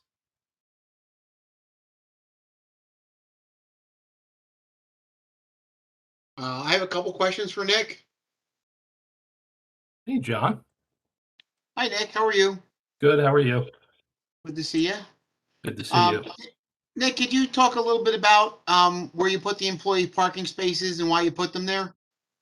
We put them there because they're essentially not going to be moving. So we stuck them behind the trucks to get them out of the way so they're not using the prime parking spaces. I agree. I think that was a good choice. Nick, could you speak to how frequently you think one of these SU-30 trucks are going to come? I have maybe one a day. Okay. That seems like a lot to me, but okay. Could you discuss a little bit the sight distance at the driveway and how that's going to work? Obviously, public safety is a key element here. If you can talk about that a little bit. Sure. Yeah, we looked. So 35 mile per hour speed limit, sight distance for stopping sight distance is 305 to 360 if you use design. We have access to 400 feet. You can see up through the traffic signal and down actually towards the signal in the other direction. So there's pretty clear sight line out here at this driveway. So you'd say there's more than adequate sight distance? Yes, absolutely. There's a restriction on left turn egress that maybe I think actually didn't mention earlier. There's a sign at the driveway that currently exists, that, I'm assuming there's an ordinance in place as well, that left turn exit is prohibited at this driveway. And that was obviously my next question. I assume that you have no objection to us continuing with that. And you feel, tell me, how do you feel it will affect your traffic for this site? Yeah, no effect. It's probably affecting our neighbor a lot more than it's affecting us. They have a bunch of offices in there, a lot more parking spaces. They're getting a lot more ins and outs. So, it has no issue here. It's generally a grid system on the streets, so it's pretty easy to get in either direction or any four directions from this site because of the good adjacent roadway network. I concur. I also concur with the results and conclusions of your study. Janice, would you be able to put page 6 of the revised traffic impact study up so everybody could see it and get some comfort with the movements that are going to happen in that site? I think that the board should have the opportunity to refresh themselves if they haven't looked at it recently.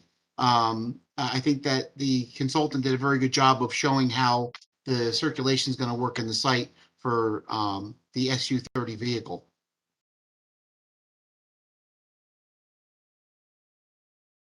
Be the very last page of that report.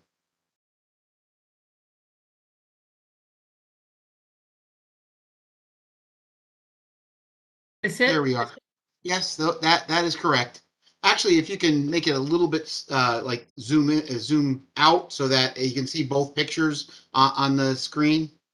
There you go. Perfect. Nick, would you like to just say a few words about this? Yeah, I think one of the board members have already asked, and you can see when you're entering or exiting, you do at times use the space next to you in those. But a lot of the use is really in the hatched area as well. I think if we played with this a little bit more, I'd probably get it so it didn't go in the other space. But we just wanted to show a conservative. These are people that don't drive trucks for a living that are driving these vehicles. I concur. But with regard to the actual trip generation for the site, I'd also like to stress that this is on the very, very low end scale of traffic generation. So with regard to the use for this location, from a traffic standpoint, I'd like to mention that I think that's very good because the trip generation expected for a site like this is extremely low. And therefore, it would work out well due to, the constraints in the area and, the challenging access that it has, albeit shared and right next to the railroad. Nick, is there anything further you might want to say with regard to the circulation and access, or you think you've covered everything? I think I covered it, and I agree with your last statement there. There is some backups on Grove that I see at times, and being proximate to the train, keeping the volumes low is definitely prudent for this site. And our parking consultant may have a few questions for you as well, just to verify the adequacy of parking. We leave that to him. I have nothing further, board. I do, John. Thank you. I just had a quick question about the overhang area. Just that there was adequate headroom in there for large trucks as you're showing them backing into that space. And also, is it a clear span or are there any columns in there? No columns. I'm going to do my best to answer, but the architect will answer again after me. There's clear space to get under and there's no columns. Okay. Otherwise, from the previous plan, they've increased the capacity from 8 to 12. And I think, from most references that I've seen and projects referenced, the 12 spaces should be adequate to handle peak parking conditions at most times. So thank you. I concur. I just have one more point or question. So wouldn't there be a kind of a higher generation of traffic around the end of the month and the beginning of the month when leases end and people move? And did you think about that when you're doing your I'd leave that for the operator, the quite specific to that. It's definitely makes sense to me, as a layperson.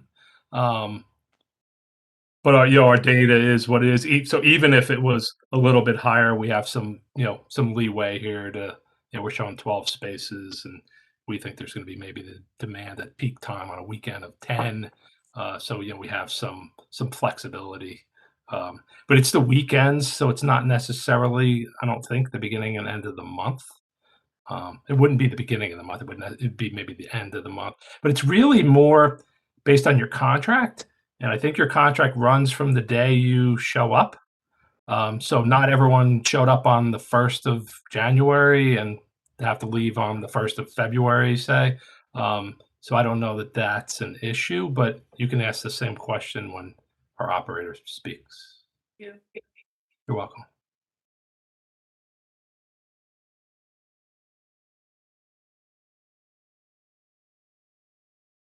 Other questions from the board? There's no provision for tractor trailers, moving tractor trailers. I know that oftentimes when people move into a house, they have one stop at a self-storage facility. Is this site not capable of taking a standard, tractor trailer moving van? No tractor trailers.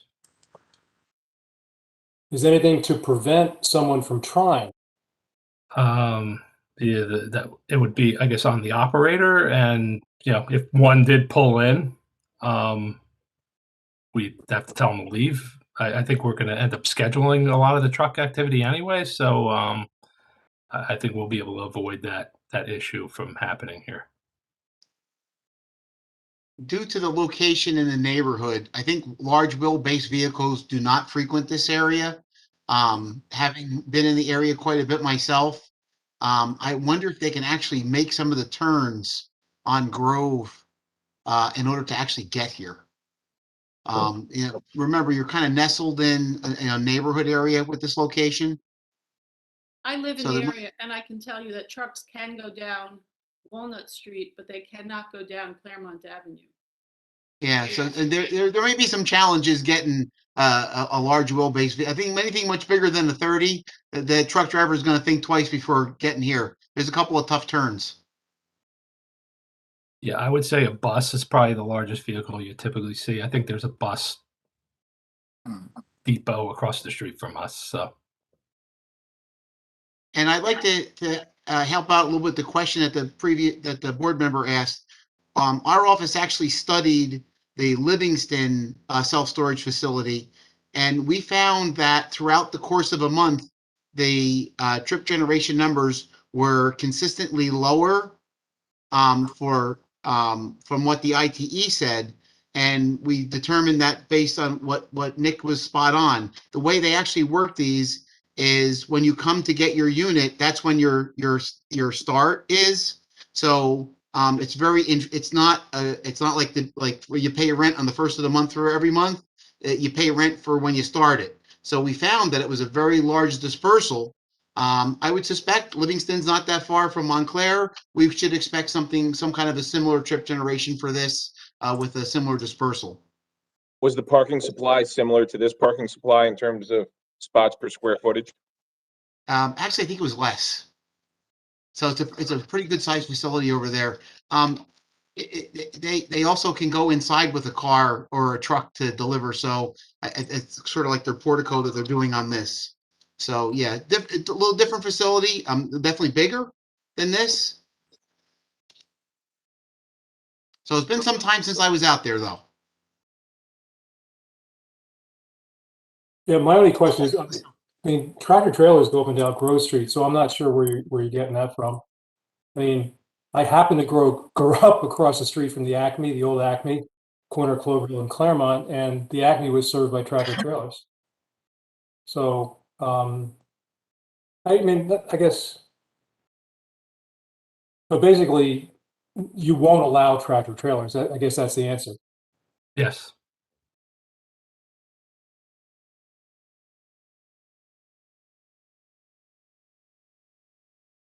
Other questions from the board? Mr. Chairman, I'd just like to point out that Ms. Willis and Mr. Pierre both joined the hearing during the course of the testimony. Okay. Very good. Sorry for the tardiness. I do have a question, actually. Would it be wise, considering the proximity to the railroad tracks, that if a vehicle is exiting, it exits only right turn only? Yeah, that restriction is already in place, so we'll be continuing to abide by that. Okay.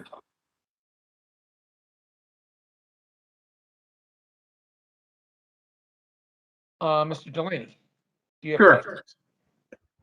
Nick, good to see you again. Good to see you. How are you?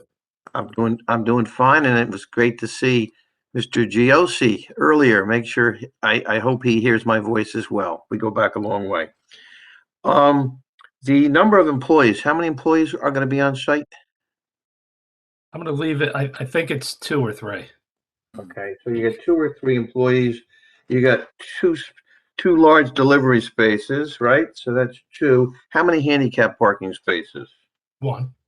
1. So that would leave, so that's 3, 5, 6. So 6 spaces would be available on the peak days. I just was willing to confirm that.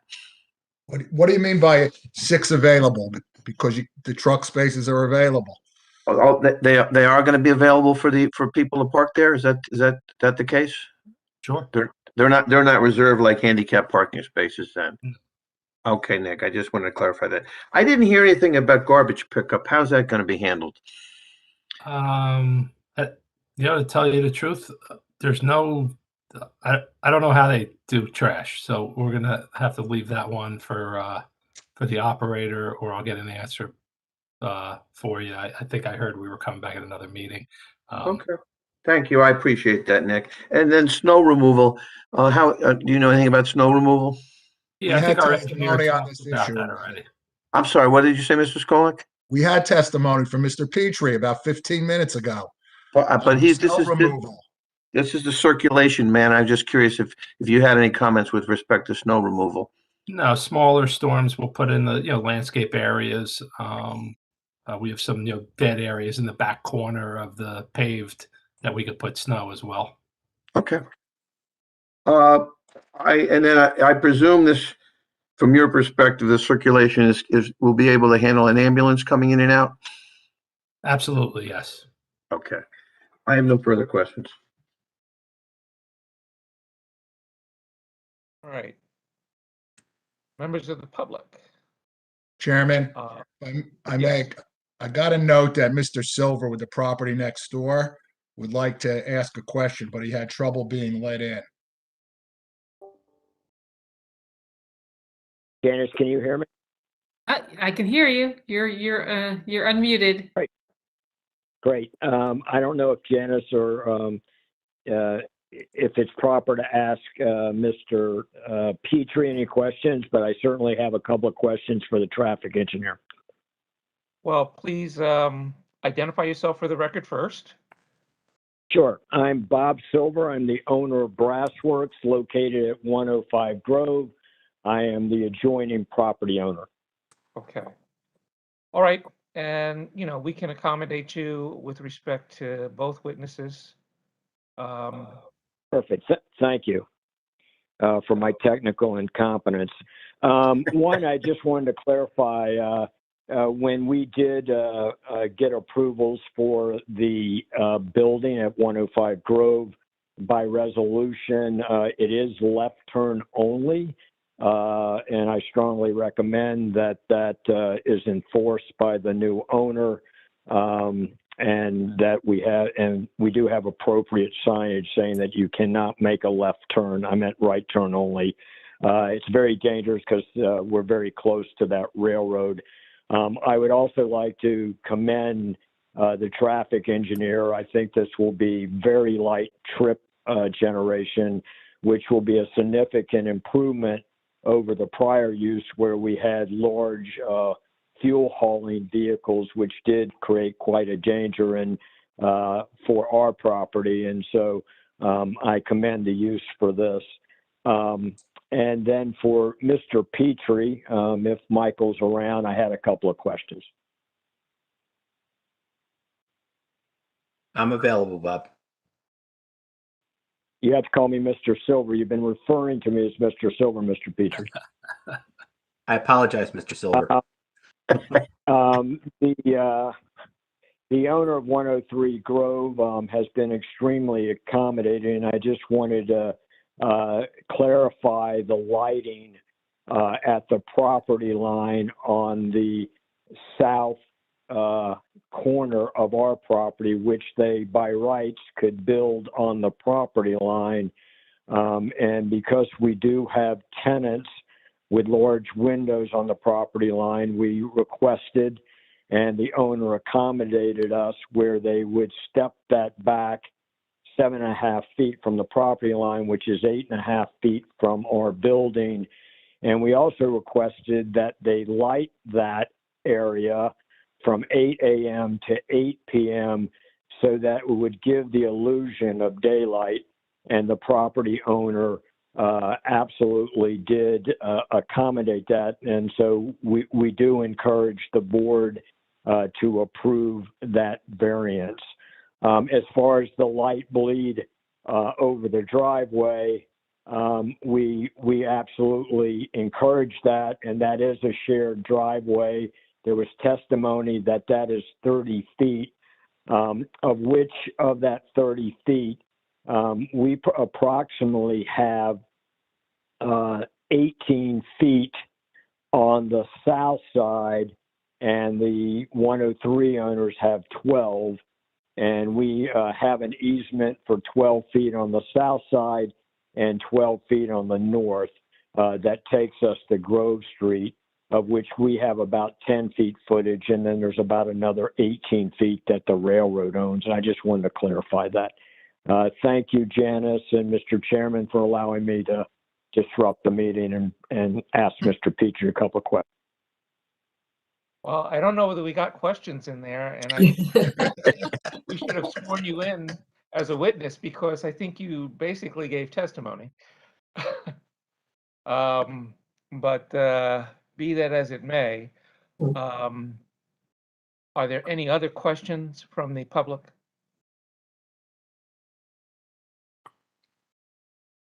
I don't hear any. Okay. That being the case, Counselor? Chairman, we're going to call our architect to keep it moving along. Call your next witness.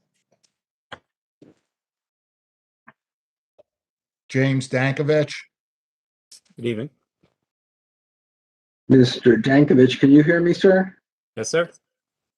Would you raise your right hand? I see you've done that. Do you solemnly swear the testimony you're about to give will be the truth, the whole truth, and nothing but the truth?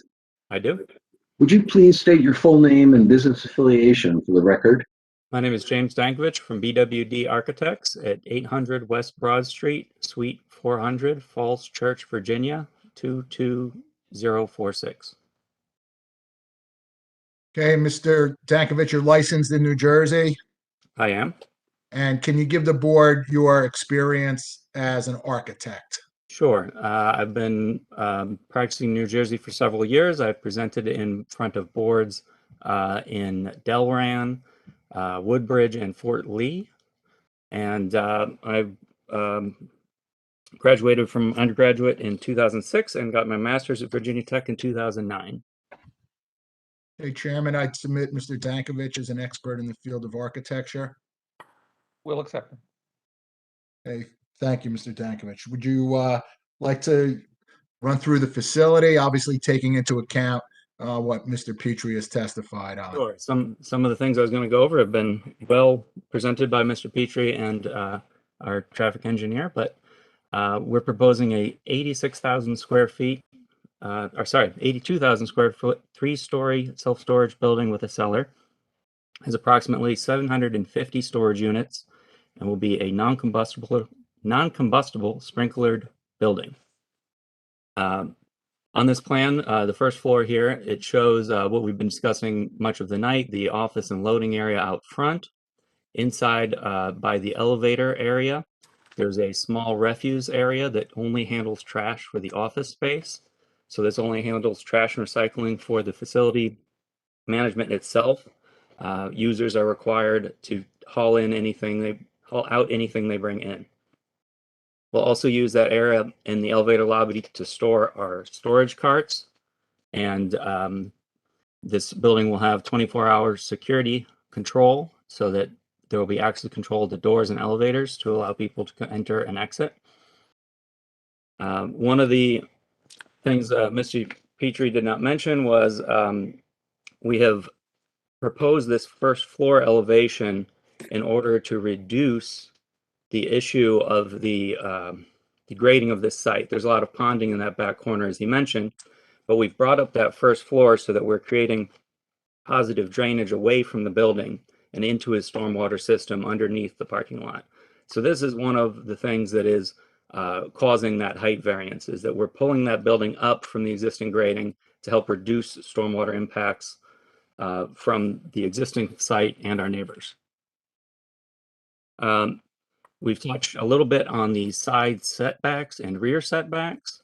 This is a very oddly shaped site, and so we have no side setbacks. And as you can see on the railroad side, we are not setting back at all. On Mr. Silver's side, we have a side setback that he's requested, and we've accommodated him for that setback. Otherwise, we would have proposed to build along that property line as well. And to be honest, we are setting back at the rear property line because of that existing wall, and taking that wall out would have an impact on our neighbor and take out some of the vegetation we've been talking about on the CVS side of the wall. So in order to prevent ourselves from doing that, we have done the 5-foot setback. Otherwise, we'd be asking to build on that property line too. But we're trying to set this back to simplify the construction there and not have to eliminate that wall and still maximize our footprint there. Let's see here. So one of the other things I wanted to mention is just that this is actually one of the smaller facilities I'm working on in the region. We're actually usually a larger facility. This is what we felt was appropriate for the site.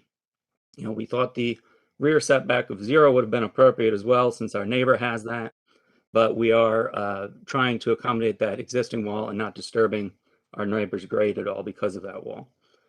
I think I'm ready for the next slide. Sorry. So the next slide should be the cellar and second floor. So these are elevator access units with a main corridor in front of the elevator, so that primarily people are only making one turn to get to their units to make it simpler for people to load and unload the units. As I mentioned, this is 24-hour security monitoring with video surveillance at all entries and in the elevators and some of the corridors. If security of that rear area that we're leaving there is of great issue, we can add a security camera back there so that we can monitor what is occurring back there and make sure that we know if there's anybody accessing there without permission. Could you go to the next slide, please? This slide shows our third floor, which extends over the loading area, as previously mentioned in other testimony. That should be about 18-foot clear to the loading area. So that should fit any size vehicle that we can. In fact, our lights, as mentioned, are only at 15 feet. So they'd have to get under the lights first before they got to our building. And this, again, has that primary corridor to access the storage units. We usually have smaller units up top because it has fewer trips to load them up. So there's less demand on the elevator. And then on the roof plan, we have butterflied our roof, which is an unusual condition, in order to try to minimize our impact on that height variance. We're trying to create more slopes in the roof than we would normally provide in order, it complicates the construction, but it reduces the height variance. Otherwise, what does butterfly mean? It means we have multiple high points in the roof and multiple low points. Typically in a roof like this, you'd like to have one low point in the center and bring all your water to that point. or ideally, what I originally envisioned was bringing all the water to the front of the building, so it'd be very close to the stormwater system. But that would greatly increase the height to the back. And so to prevent that, we put in this butterflied roof system. On top of the roof, we also have our mechanical units and their screening. These are residential size units, 3 to 4 tons. They're about the size of what you'd see at a normal person's house. And because of our tight envelope with our exterior metal panels and high value insulation and limited windows, they run much less frequently than other spaces. We also have a reduced heating and cooling demand because we temper the space rather than condition it to the space you might need in, say, an office space or a gym where people are actively moving around and spending a lot of time there. This is for the storage of people's possessions, and we're keeping it at a temperature that prevents mold issues or furniture warping from too much heat. And that's, it reduces our environmental impact and reduces the time these HVAC units are on and off. Okay, did you set back the condensers from the edge and Yes, screen our that to condensers minimize are not visibility? in the rear yard setback. They're all outside of the rear yard setback, and they are far back from the roof edge, so they should not be visible from the street. All right. Double check my notes here. I think that's everything. Is there a next slide, please? All right. So this is the front facade, which we've seen in a couple images now. It's 3 stories, as we mentioned, and as you can see, it's some of that retaining wall on either side towards the railroad and Mr. Silver's property. And that is in an effort to grade up and provide a positive drainage to our stormwater system and help control that runoff better. We have the covered loading area on the right side, and the concept here is to do a masonry and metal facade with these insulated metal panels reminiscent of industrial area warehousing and industrial buildings. And this is sort of an industrial chic concept is what we like to call it. This also shows our sign, our building sign, which we're asking for a variance for the height, not size. We're putting up high on the building in order to get a little bit more visibility from the street, because as Mr. Petry mentioned, we're about 180 feet from the street. And when we get to the rendering, we can discuss that a little further. Let's talk about the transparency. We're requesting variance relief on minimum transparency of the street-facing facade. Yes. With 60% required and 19.5% proposed. What's your thinking behind that as the architect here? Well, so as I mentioned, being a self-storage facility, we're storing people's possessions and goods, and we're not really trying to provide light or view or ventilation for the occupants inside. We're also very far back from the street.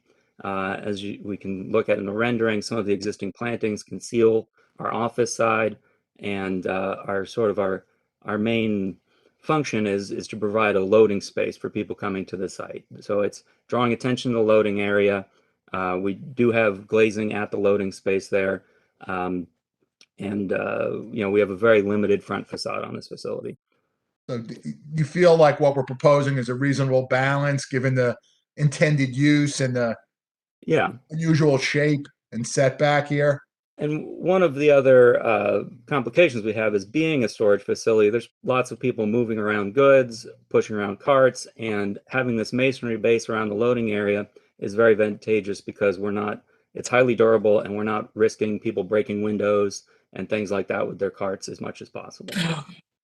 So you think this is a reasonable balance here, about 19.5% on transparency? Yes. Okay. You want to use this picture to talk about the signage package, or you want to use something I else? wanted to discuss that when we look closer at the rendering because it puts it in context. So let's go. You mind going to that now? Is that okay, or you want to do the elevations first? No, we can skip to that page. It is, I believe that's page 11.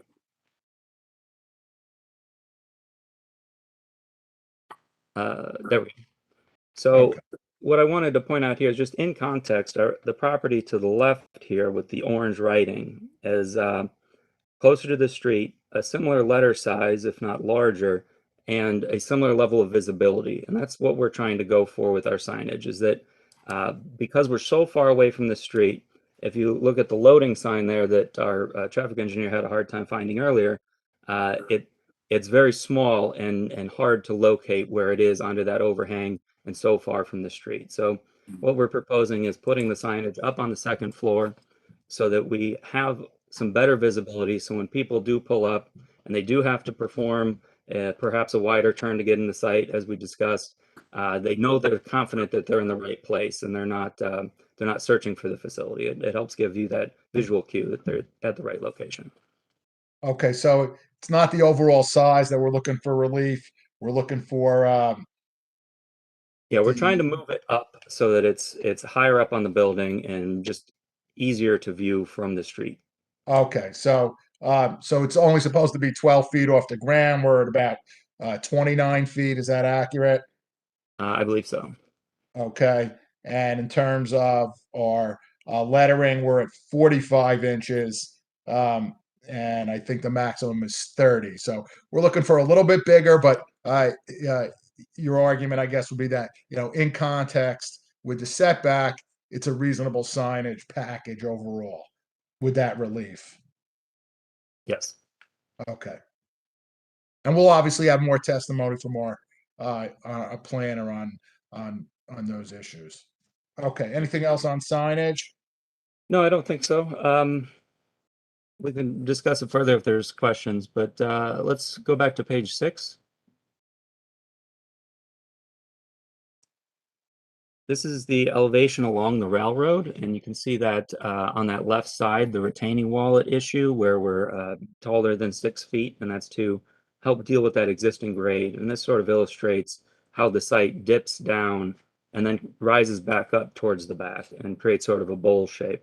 And so we're trying to bring our first floor up a little bit, which is exacerbating that height issue to avoid water issues, create decent flow out of the parking lot at a low slope so that it's entirely ADA accessible across the parking lot, and provide some solutions for those stormwater issues that we've earlier presented on. So this facade continues the masonry base around and piers at the corners with a insulated metal panel system above, which then proceeds around to the other 2 elevations if you'd like to go to the next slide. So this is the elevation along the CVS parking lot. If you look very carefully, there's a white line in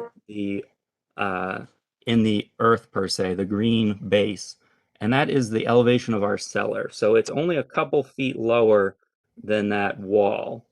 And so to excavate for that cellar, if we're back 5 feet, the footing of that wall should be about a similar depth to where we're excavating for the cellar.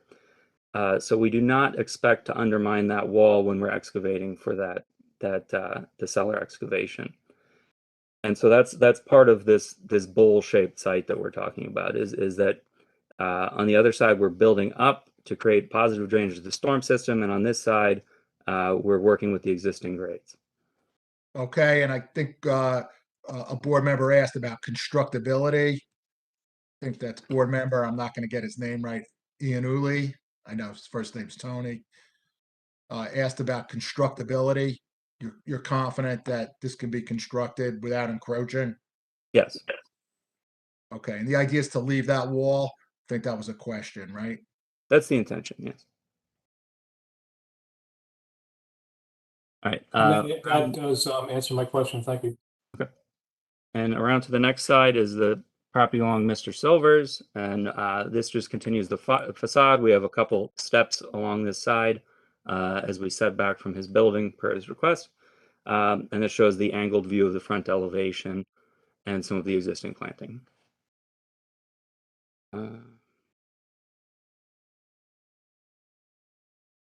Sorry, I was just double checking. I hit all my talking points here, and I think I'm ready to move on to the next slide. This slide is actually a existing facility we built, I believe, down here in Virginia that has almost the exact same finishes we're intending for this site. As I said, this is an industrial chic look we're going for. We are in a way a warehouse, and we're not exactly trying to hide that, but we want it to be a nice, clean looking facility with good detailing in the brickwork, something reminiscent of an older building rather than very modern, smooth brick, little detailing type building you see from sort of the 1960s on. This This, this has is a sheet 9. This is sheet 9. This is an actual photo. This is an actual photo of a facility using our proposed materials. Okay. This is also a 3-story facility, I believe. This one might be 4, so I don't want to commit to that one. All right, next slide. So this is the site as it is today. As you can see from the street, the building starts to dip, or the grade starts to dip away and create that flow condition. And as we're saying, by raising all that up, we're helping reduce flow from a major storm event that could pass on to the CVS site. So we're regrading that area, bringing up the first floor, collecting a lot of that stormwater on a roof and putting it into a modern system to be detained and I believe infiltrate as well. Next slide. And so this is the artist rendering of the proposed facility. And this is sheet 11 here. We have to sort of create a record. So sheet 11. Sheet 11, sorry. And I believe that concludes my my presentation. Is there any questions that you have for me, Rick? Yeah, if you could just come back a little bit, talk a little bit more about what's driving the request for the extra 3 feet, 3 inches or so on the height. You talked about the slopes and the design, and can you just go into that a little bit more? Yeah, so one of the things that we're trying to do is if we were working with existing grades, the building's first floor level would be below the street level. And so one of the issues there would be that any flooding event that occurred in the street would then end up in my building. And so the best practices here is try to raise that up so that I'm not taking on all the water from other sites. And so we're creating a gentle slope up to the building, which helps with the stormwater and navigability so that when someone's driving into an unfamiliar parking lot, they aren't also immediately dipping down into the site. So it helps with both navigation for drivers and it helps with our stormwater issues. Okay. And so this condition is bringing us above the existing grade. And because of the method of calculation, we have to take the prior condition as our height measurement. So when we measure from the existing grades, we become taller than that 35 feet. If we were to put the first floor low and create issues for our guests and create stormwater issues for ourselves or maintain the existing poor storm conditions, we'd comply with that height, but we'd end up with a facility that would have all kinds of issues and would not be practical to do. And as Mike said earlier, I'd end up getting sued. So we have topography issues here that are impacting the design. Is that fair to state? Yes. Okay, and you have a desire to deal with some unusual or atypical conditions to help remedy to a degree the unique stormwater conditions that are going on here. Is that fair? Yes, that's the gist of it. And if we haven't mentioned it enough times, we're an odd-shaped triangle lot, so there's some difficulties in laying out that loading area to begin with because of that. It's the narrowest portion of our site where we sort of need the widest portion of our site to be. Okay, and of course we've kept that height variance to under 10% to keep jurisdiction at the planning board. So Yeah, it's by a butterflying the roof. modest 3 feet plus on the height on this commercial site. Mm-hmm. Okay, and can you just talk about some of the energy features and recycled materials and some related items? Sure. So as I mentioned, we have a highly efficient mechanical system, which because of our particular use also requires less energy impact because we have limited penetrations in our envelope. limited heating and cooling need, and the split systems allow us to use a much more efficient system that is sort of decentralized, so there's not a lot of downtime for repairs. The envelope with minimal penetrations and very high R values creates a more efficient building in general. We also have motion controlled lights throughout the building, so no lights are on when they are not needed, other than emergency lights required by building code. And we use LED fixtures throughout for the same reasons, to reduce our energy impact. Much of our building materials are highly recyclable or recycled, primarily steel and concrete, as well as the masonry facade is highly recycled as well. And I think that's my list. Sorry. Okay. Anything else on your end? No, I think that covers it. Okay, thank you, Chairman. All right, so questions from the board, and I'll start off. I asked the question to the engineer earlier, so I'll repeat it here. You know, why do we need the extra 15 feet and the variance along the rear property line? Well, partly is the the building footprint to get to a particular size. We also our neighbors are on that rear property line as well, so we felt it fit in with the neighborhood. And I mean those are the reasons. So the building doesn't go to the rear property line. Sorry? Building doesn't have to go up to the rear property line. It doesn't have to go within 5 feet. It could actually be put the 20 feet back and not require a variance, right? Chairman, we're going to obviously have testimony from our planner on that. And of course, physically, the building could be. From the person who designed the building, there's not an architectural reason why it has to be that way, right? No. So, and then the height variance. The height that we're over is how many feet? A little over 3, I believe. And you can't lose that 3 feet somewhere over the floors, various floors of this building, take a foot here off, a foot off the ceiling height. I don't think so. Why would that be? The construction method we're using with the sprinkler system requires a certain clearance between the partitions and the sprinkler heads.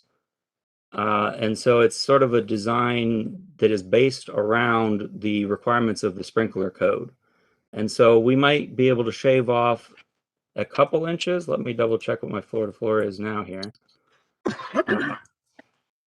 So you're saying that there's a minimum ceiling that you need on each floor?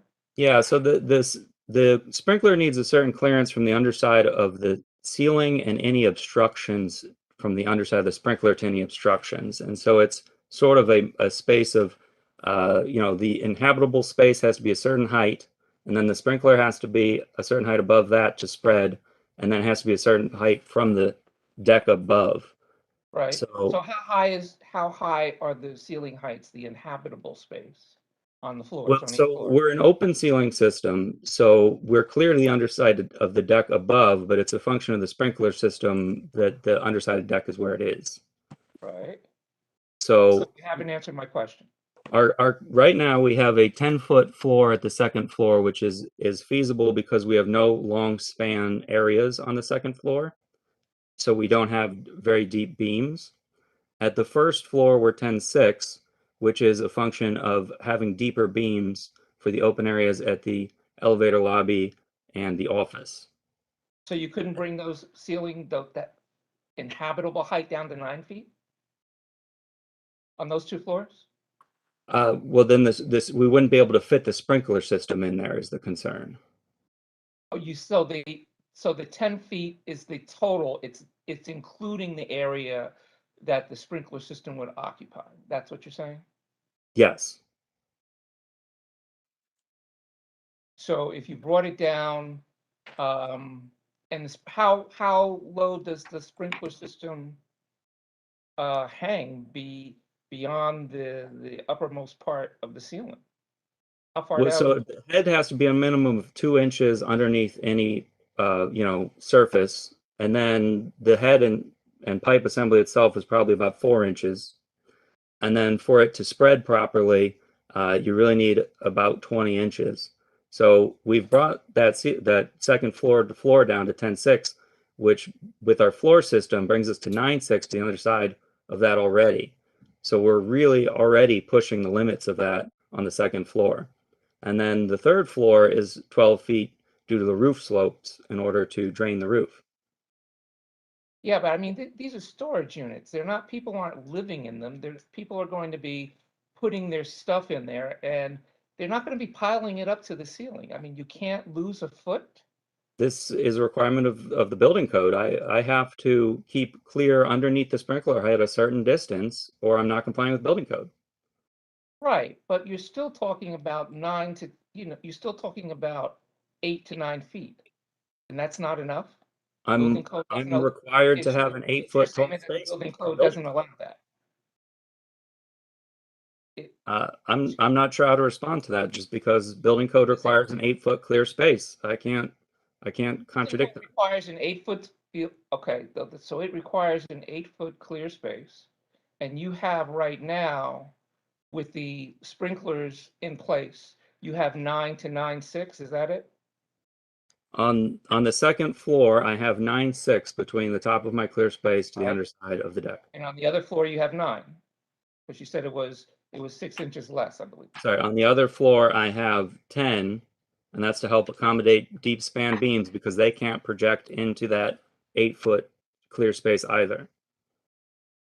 So if you have, I don't understand, if you have 9 and 10, how you can't lose a foot and still have 8. Because then I can't put the sprinkler system in there. The sprinkler system takes up a large amount of that room. I still don't understand. I'm gonna have to, and I won't try and belabor it right now, since I know you guys are coming back. I'll have to try and get a better explanation, or better understanding between now and the next, hearing date. Okay, we appreciate that. We thought we were finishing tonight, Chairman, but if you're saying we're not, we'll work on some sort of exhibit or explanation on that. We're at 10:33 now. We don't take new testimony after 10:30, definitely. You know, you still have at least one more witness, I believe, plus your client. That is correct. So, we're not finishing this evening. Okay, we appreciate that. Well, we hear you. We hear the concern. We're going to take a hard look at that issue to see if we could shave anything off, and we'll work towards getting an exhibit so that we can graphically show you what's driving that. I'm trying to understand why you have to have these two variances, because I don't understand what's preventing. There's 3 feet here and 15 feet along the back. It's not like you're plotting apartments with rooms and you've got a pretty standard grid set up. Well, we have. That's what I'm trying to understand. We appreciate you're trying to work through the issues. We obviously have an irregularly shaped parcel, which we're looking at. So we think, all things considered, the building is not oversized. It's self-evident. It could always be made smaller. Like on any application, you could always eliminate apartment units. You could always make the building smaller, but that's not really the statutory criteria. The criteria we look at obviously is the C1 and the C2, and we have a very irregularly shaped parcel with topography issues. And we'll make our arguments, and we hear you, and we understand you're working it through. So we're going to try to make our proofs on the criteria. But the criteria is also that we have setback requirements, so I think that needs to be considered as well. We shouldn't just grant them out of hand. We would never suggest that, but we're going to have more testimony from Mr. Steck about the impacts, because we're talking about a parking lot at CVS. This is not a residential. It's a parking lot today, but it doesn't mean that it's going to be a parking lot next year. That parcel could be redeveloped And putting this building so close to the property line is going to limit what that other property can do. We hear the concerns, and I know you're Even if gonna, it adheres to the recommended setbacks, it's still going to be compromised. we hear the concerns. We're gonna make our arguments and our proofs, and hopefully you'll accept those. But we understand we have to meet the burdens. We'll see. Any other questions from the board? Yeah, can I ask the architect, or maybe Janice, can you put up sheet P200, sheet 4 of 8 of the architect's set?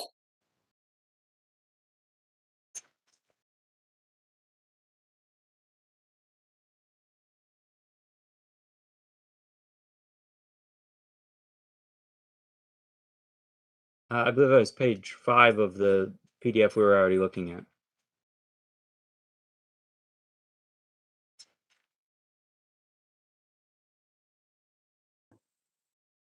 Janice, I think it's page 5.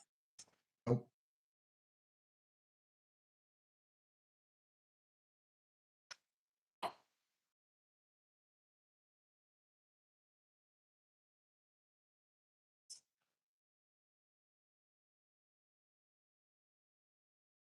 This looks like it's the, is this the, oh, here we go. Yep. Oh, do you want There it page is. Oh, 500 just or passed it. 200? Yeah, okay.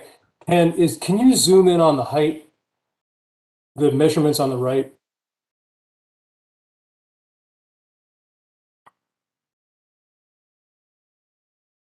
Can you, yeah, scroll down. Okay, so the 38 feet is measured to, I just wanted to, it looks like the building is taller than the 38 feet.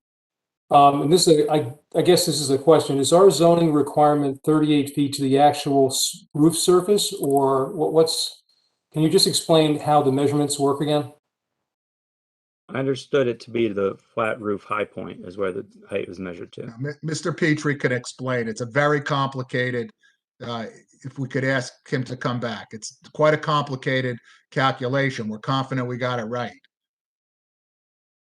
Michael, are you there? I am. The question is, how is the height calculated? Well, I'm not talking about, I understand the part where you had to count the distance that's underground.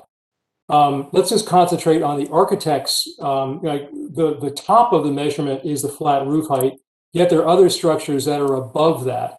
Can someone explain that? I think that's an architect's answer, possibly. Sure. Sure, it's been a long time since I researched it, but the height is measured to the high point of the roof. And so we have parapets for watertight roof construction and some higher parapets at the office to indicate the entry feature and give it some priority. So it visually identifies that as the first place you're supposed to go. Okay. So you could have a really tall, you could have a parapet that's 10 feet tall, yet you would never measure that 10-foot tall parapet. That's my understanding. Well, Rick, do you? we'll try to clarify that issue at the next hearing and we'll start off with that on how height is measured. Visually, I get, I'm just trying to understand how it's actually measured. I do understand what you did. It's a very clear explanation about how you needed to measure from the pre-existing grade. I understand that. Thank you. Other questions, I have a question. please? So speaking about the height, you provide the height at 38 feet 4 inches from the average existing grade. What is the height from the average proposed finished grade? I am not sure we have that calculation, but we can calculate that. And then in furtherance to the board members' comments, if these elevations can also give us those additional heights of those parapets? Are they 3 feet? Are they 5 feet?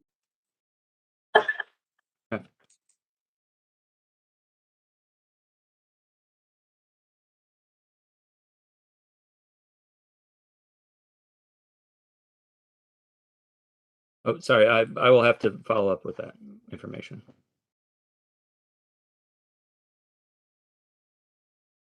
James, with the height, did that have anything to do with the screening of the air handlers? No, we did not include that in the height measurement. No, with it. I'm trying to say, were they designed to screen the equipment at all? Some of the parapet is used to screen the equipment, but we have additional screening for areas not behind the higher parapet. Okay.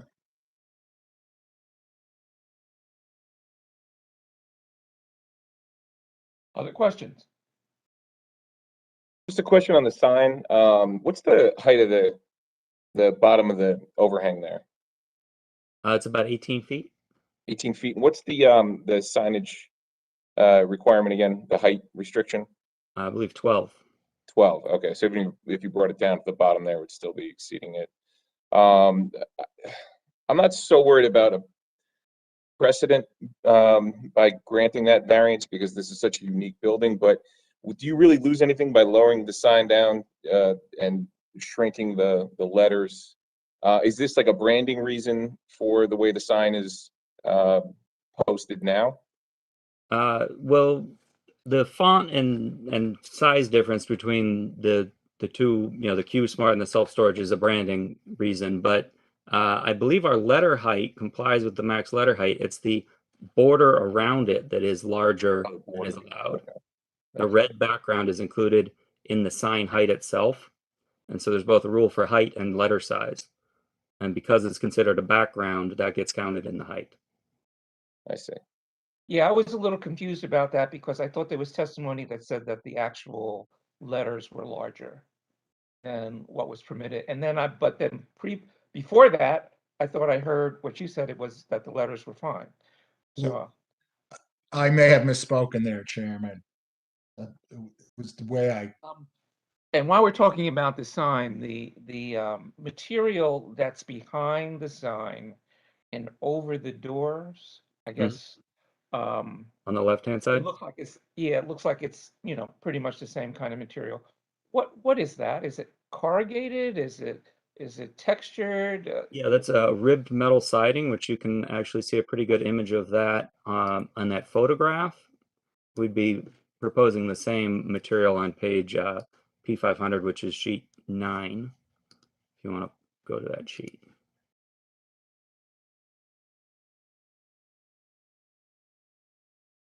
Yeah, I'll take a closer look at it. There you go.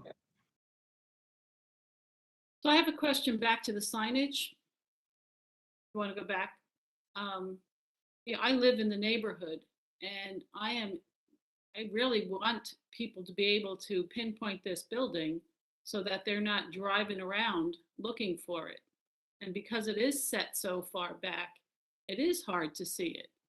And we need signage where people can drive by and see the sign and know that this is where they turn in, rather than making a right onto Walnut Street where I live and, circling around the block.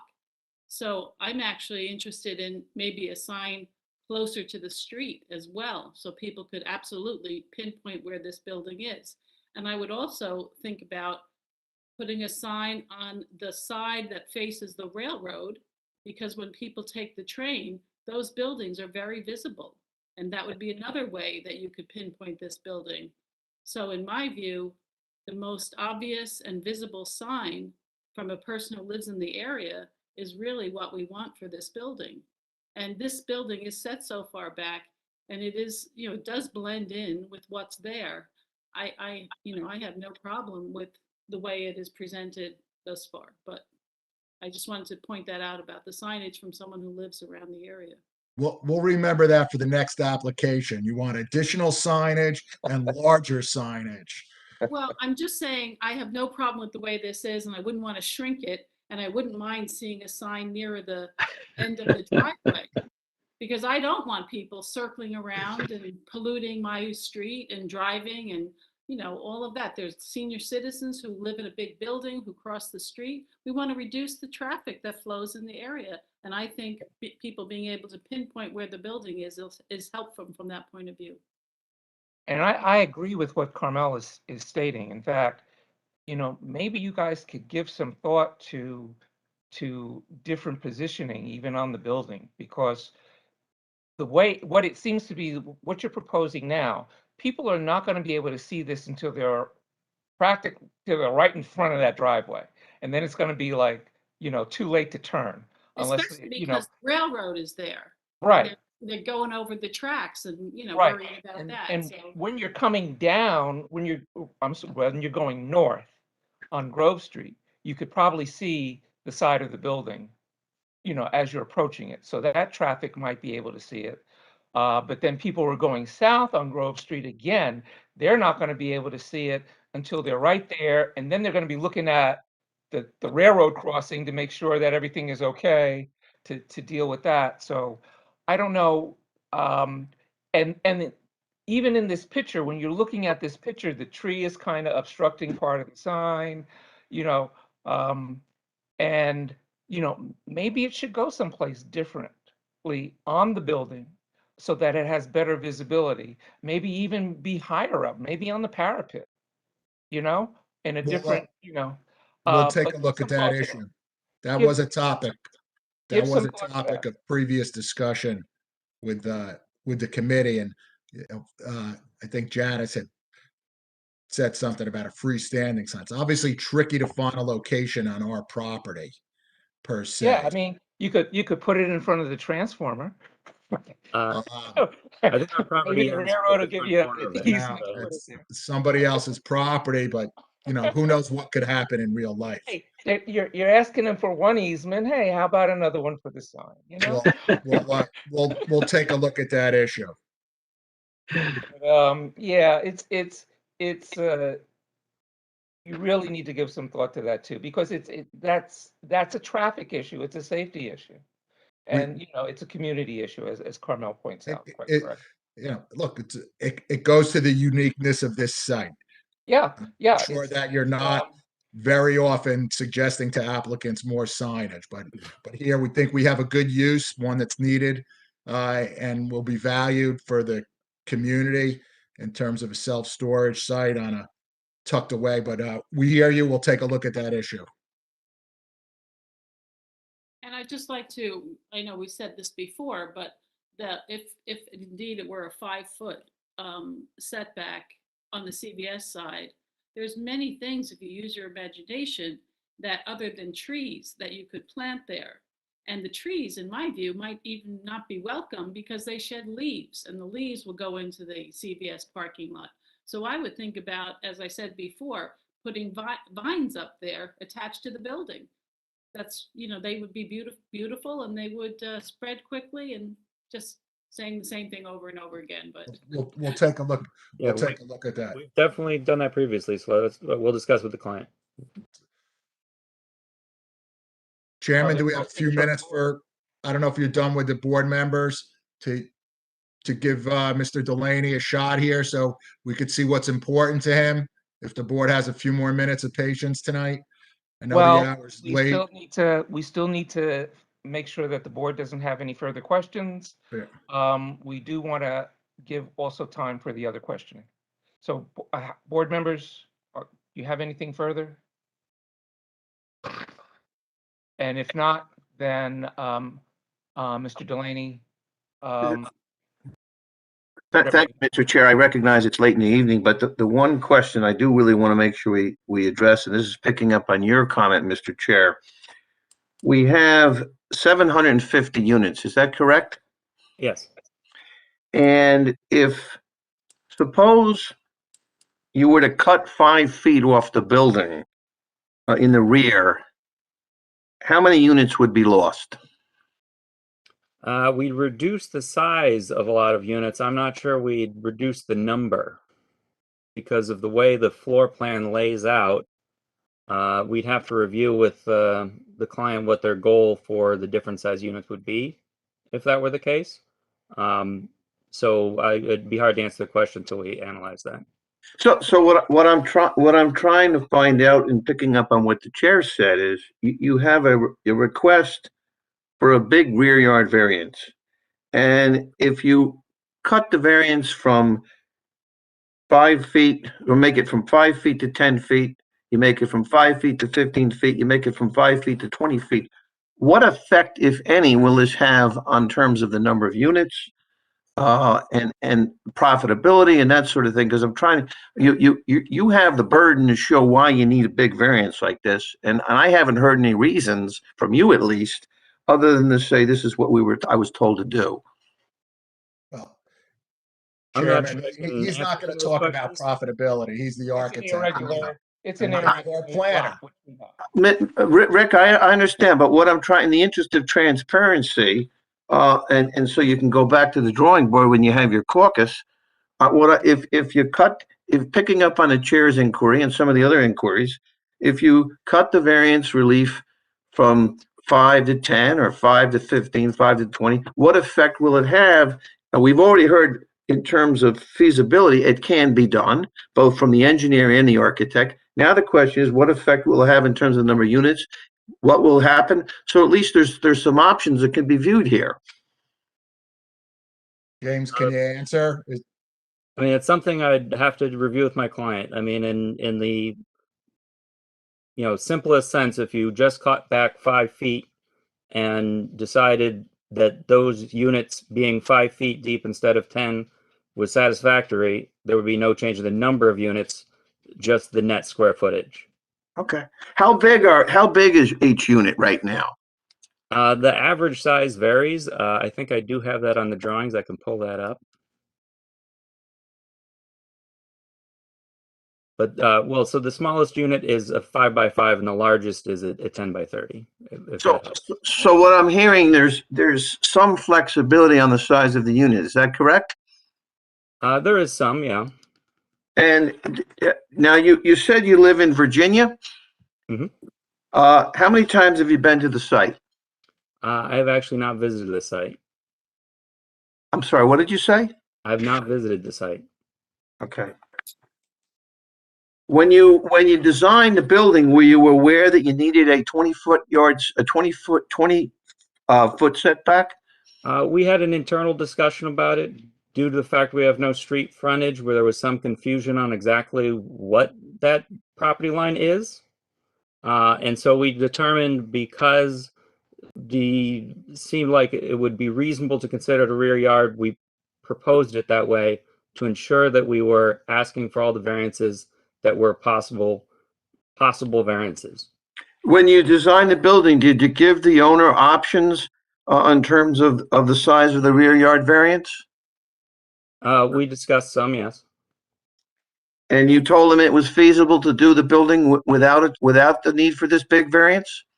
I think, as Rick mentioned, you can make a building nearly any size you want to within the confines of building code. And that's where the issue of the floor to floors come up. Within the confines of building code, I would have a hard time reducing my floor to floors, but my floor plate could be reduced. Okay, I have no further questions. Any questions from the public? Yes, Mr. Chair, it's Bob. Mr. Silver. Mr. Chair. I hear you. You're cutting out a little bit. Thank you. I just have one question for the architect. Could I please see the rear facade again of Sure. the building that's on the east side? That's sheet 7. I'm working on it. It's a little slow. Here.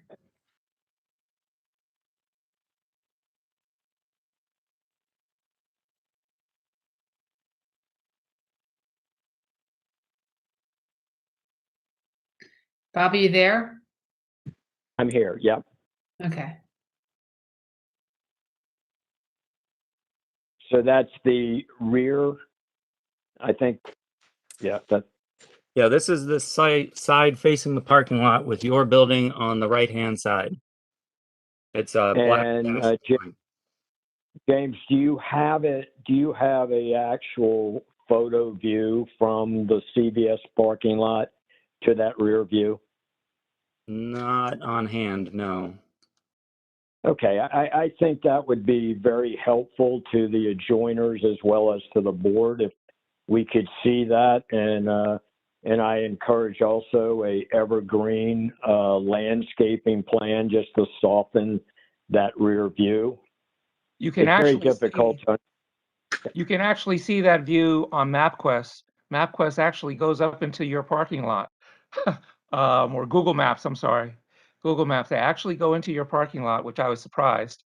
And you can see that the border between the CV it actually goes into the CVS parking lot. And you can see from the CVS parking lot what it looks like. Yeah, I appreciate it. I just think from a public standpoint, it'd be very helpful to have that view facing west as if you were standing in the CVS parking lot, just to see the scope of the parking lot up against that wall into, I'd like to see before and after just at the next meeting. That'd be very helpful, I think. Thank you. Yeah, if you go to Street View, Janice, you can actually go up into the parking lot and go around the corner. It won't go all the way back to where the yeah, there you go. Yeah, there it is. I was surprised that they actually the cars that take these pictures that they actually rode all the way up into the parking lot. A lot of times they don't. Yeah, I got to keep them out of my lot, I think.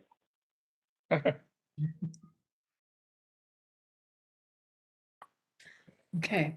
Yeah, that's the view. We're going to mark this as an exhibit.